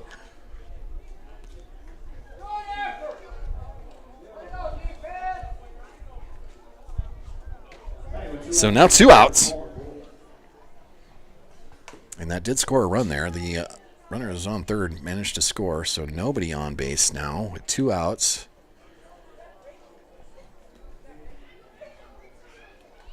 And it'll be a 1-0 count. Hitting for the Woodies, this is Palmer Boyd, the left fielder. He'll send one down the right side, foul. 1-1. If we're looking for a highlight for tomorrow or even to lead into the final regular season game on the road to Harrisburg on Thursday, that double play right there. Started by Colin Gibson at second base, and there's going to be a strikeout. Nice shot, Parker Winghart. So, yes, the Cubs do allow a run there, but the huge double play, strikeout right after that. And the Cubs are coming to bat. Down 4 in their last at bat. 4 to tie, 5 to win it. But that double play started by Colin Gibson, a great relay over to Isaac Bonner at second base, and then the relay throw by Bonner over to Justin Koppel. We'll leave that up to AJ. He knows how to cut the videos up and put it on. That should be one of the highlights, though. Wow, what a play. So Parker Winghart finished that off with a strikeout here in the top of the ninth. We move to the bottom. It's a 4-run lead for Harrisburg. Their new pitcher is number 7. So they will put Jack Sutton on the mound to try to close this out. He will not get a save as it's a 4-run difference. Showing off a strong arm so far, at least with velocity. See if he can control it. For our Cubs here in the 9th inning, sponsored by Nick's Hamburgers and Back Alley Meats. All the innings sponsored by Bankstar Financial. Bell Brands brought us our starting lineups. But coming up for the Cubs, this is a 2-3-4 hitters. The meat of the order coming up. Rhett Zielinski, Colin Gibson, and Henry Hamrick due up as the 2-3-4 hitters. Parker Winghart right behind him. It's a 4-run spread. Cubs have had hard hit balls go to the left field corner on regular evenings without the 80% humidity that we have right now. They leave the yard, but with the heavy air and the wind blowing in slightly, we've had 3 or 4 great hits to the left field corner, drop at the base of the wall rather than leave the yard. But the Cubs have managed to get 5 runs out of this now.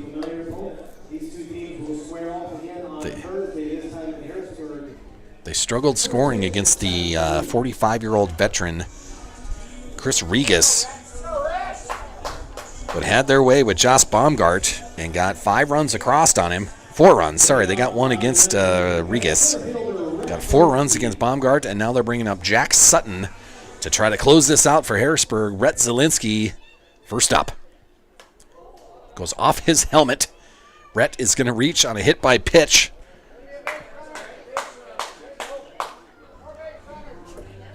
Anyway on, Rhett. Do anything you can, man. Don't want him to bounce off your head.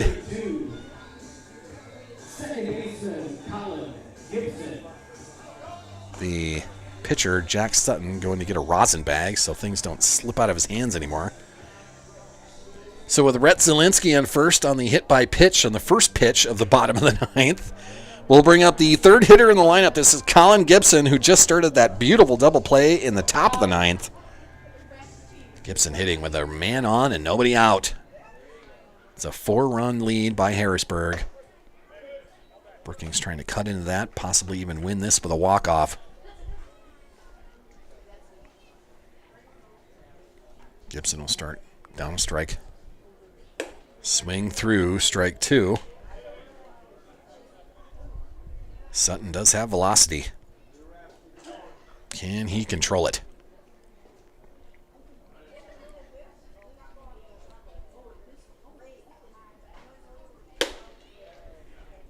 A pitch up, 1-2.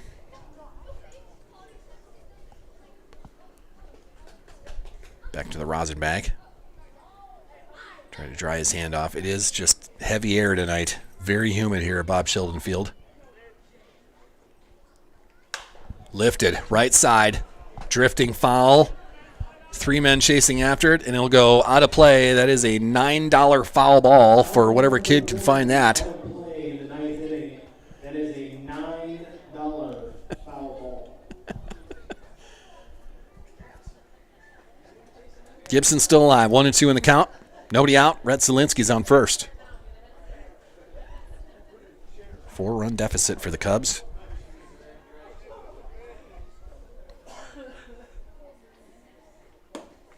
A pitch outside, 2-2. Good eye by Gibson.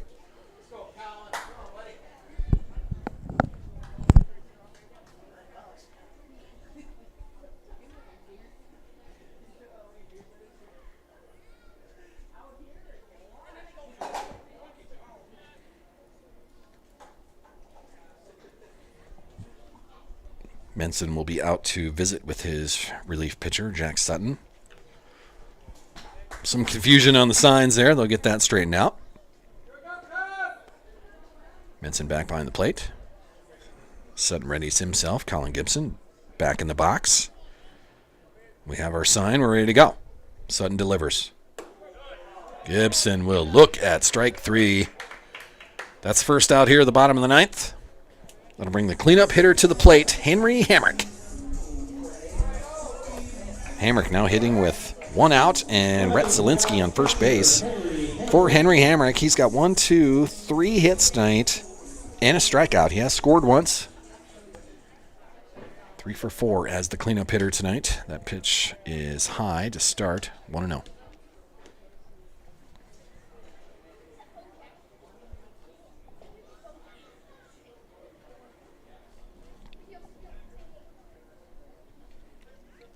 Hammer and Hank.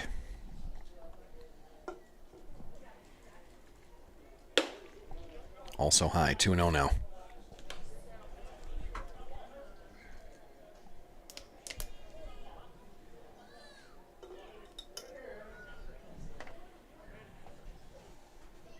Lifted in the infield, though. New first baseman, that is number 12. He'll bring that in for out number 2. Number 12 is Maddox Scherher, who is now playing first base. He brings that in as it is a pop-up to first base, for out number 2. And that'll bring Parker Winghart to the plate, the big lefty. 2 outs now with Rhett Zielinski still on first base. Cubs running out of opportunities here in the bottom of the 9th.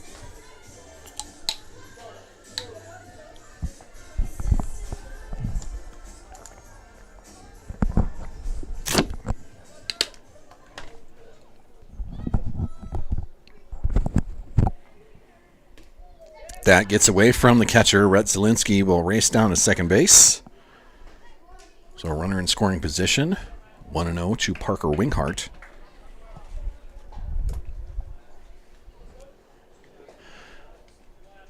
I have a feeling we're going to see Jack Sutton throwing in some sort of fashion on Thursday. Last regular season game for the Cubs, as we'll visit Harrisburg on their field Thursday night. 7:30 start on that.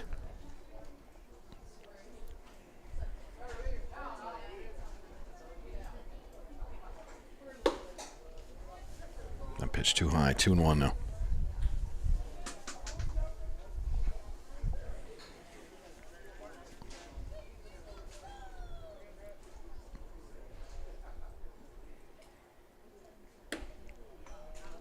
Almost took a try at that. Outside, though. 3-1.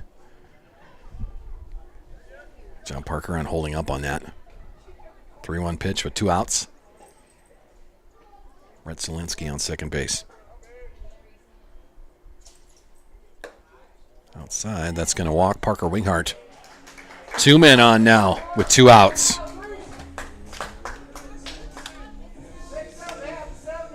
Parker Winghart, 2 hits on his night, 2 walks on his night, a strikeout as well. So he's 2 for 3 with 2 walks, has scored a run. Miles Reese coming to the plate.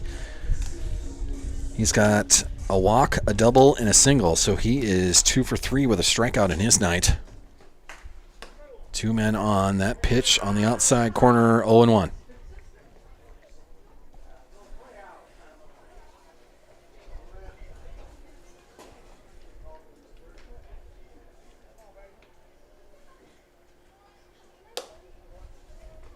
Too high on that offering. 1-1 to Miles Reese, a right fielder.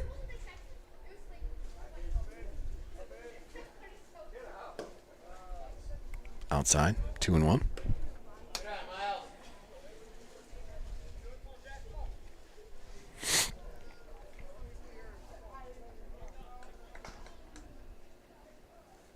Zielinski on second, Winghart on first. That'll be outside, 3-1. So Sutton has velocity. Trouble controlling it so far tonight here in this bottom of the 9th inning. Swing through that. Full count now. Cubs down to their last strike.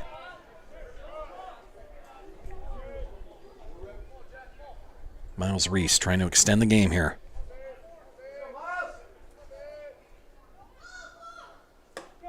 Ooh, a called third strike, and that is going to do it.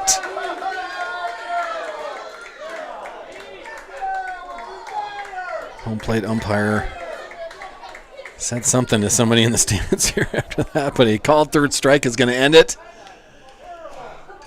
Tough finish. So that's going to do it. A tough loss for the Cubs. A 9-5 loss to the number 1 team in Class A amateur baseball here in South Dakota. Moves the Cubs to 11-5 on their season. 5-3 in the Sioux Empire League. And that moves the Harrisburg Woodies to 19-1 on their year. 10-1 in Sioux Empire League play. We'll see him again Thursday night. Thanks for watching, everybody. Thanks for following along. Thanks for all the sponsors out there as well. We'll be back at it Thursday night right here on Saul's Media. That's going to do it for Tuesday. We'll see you on Thursday.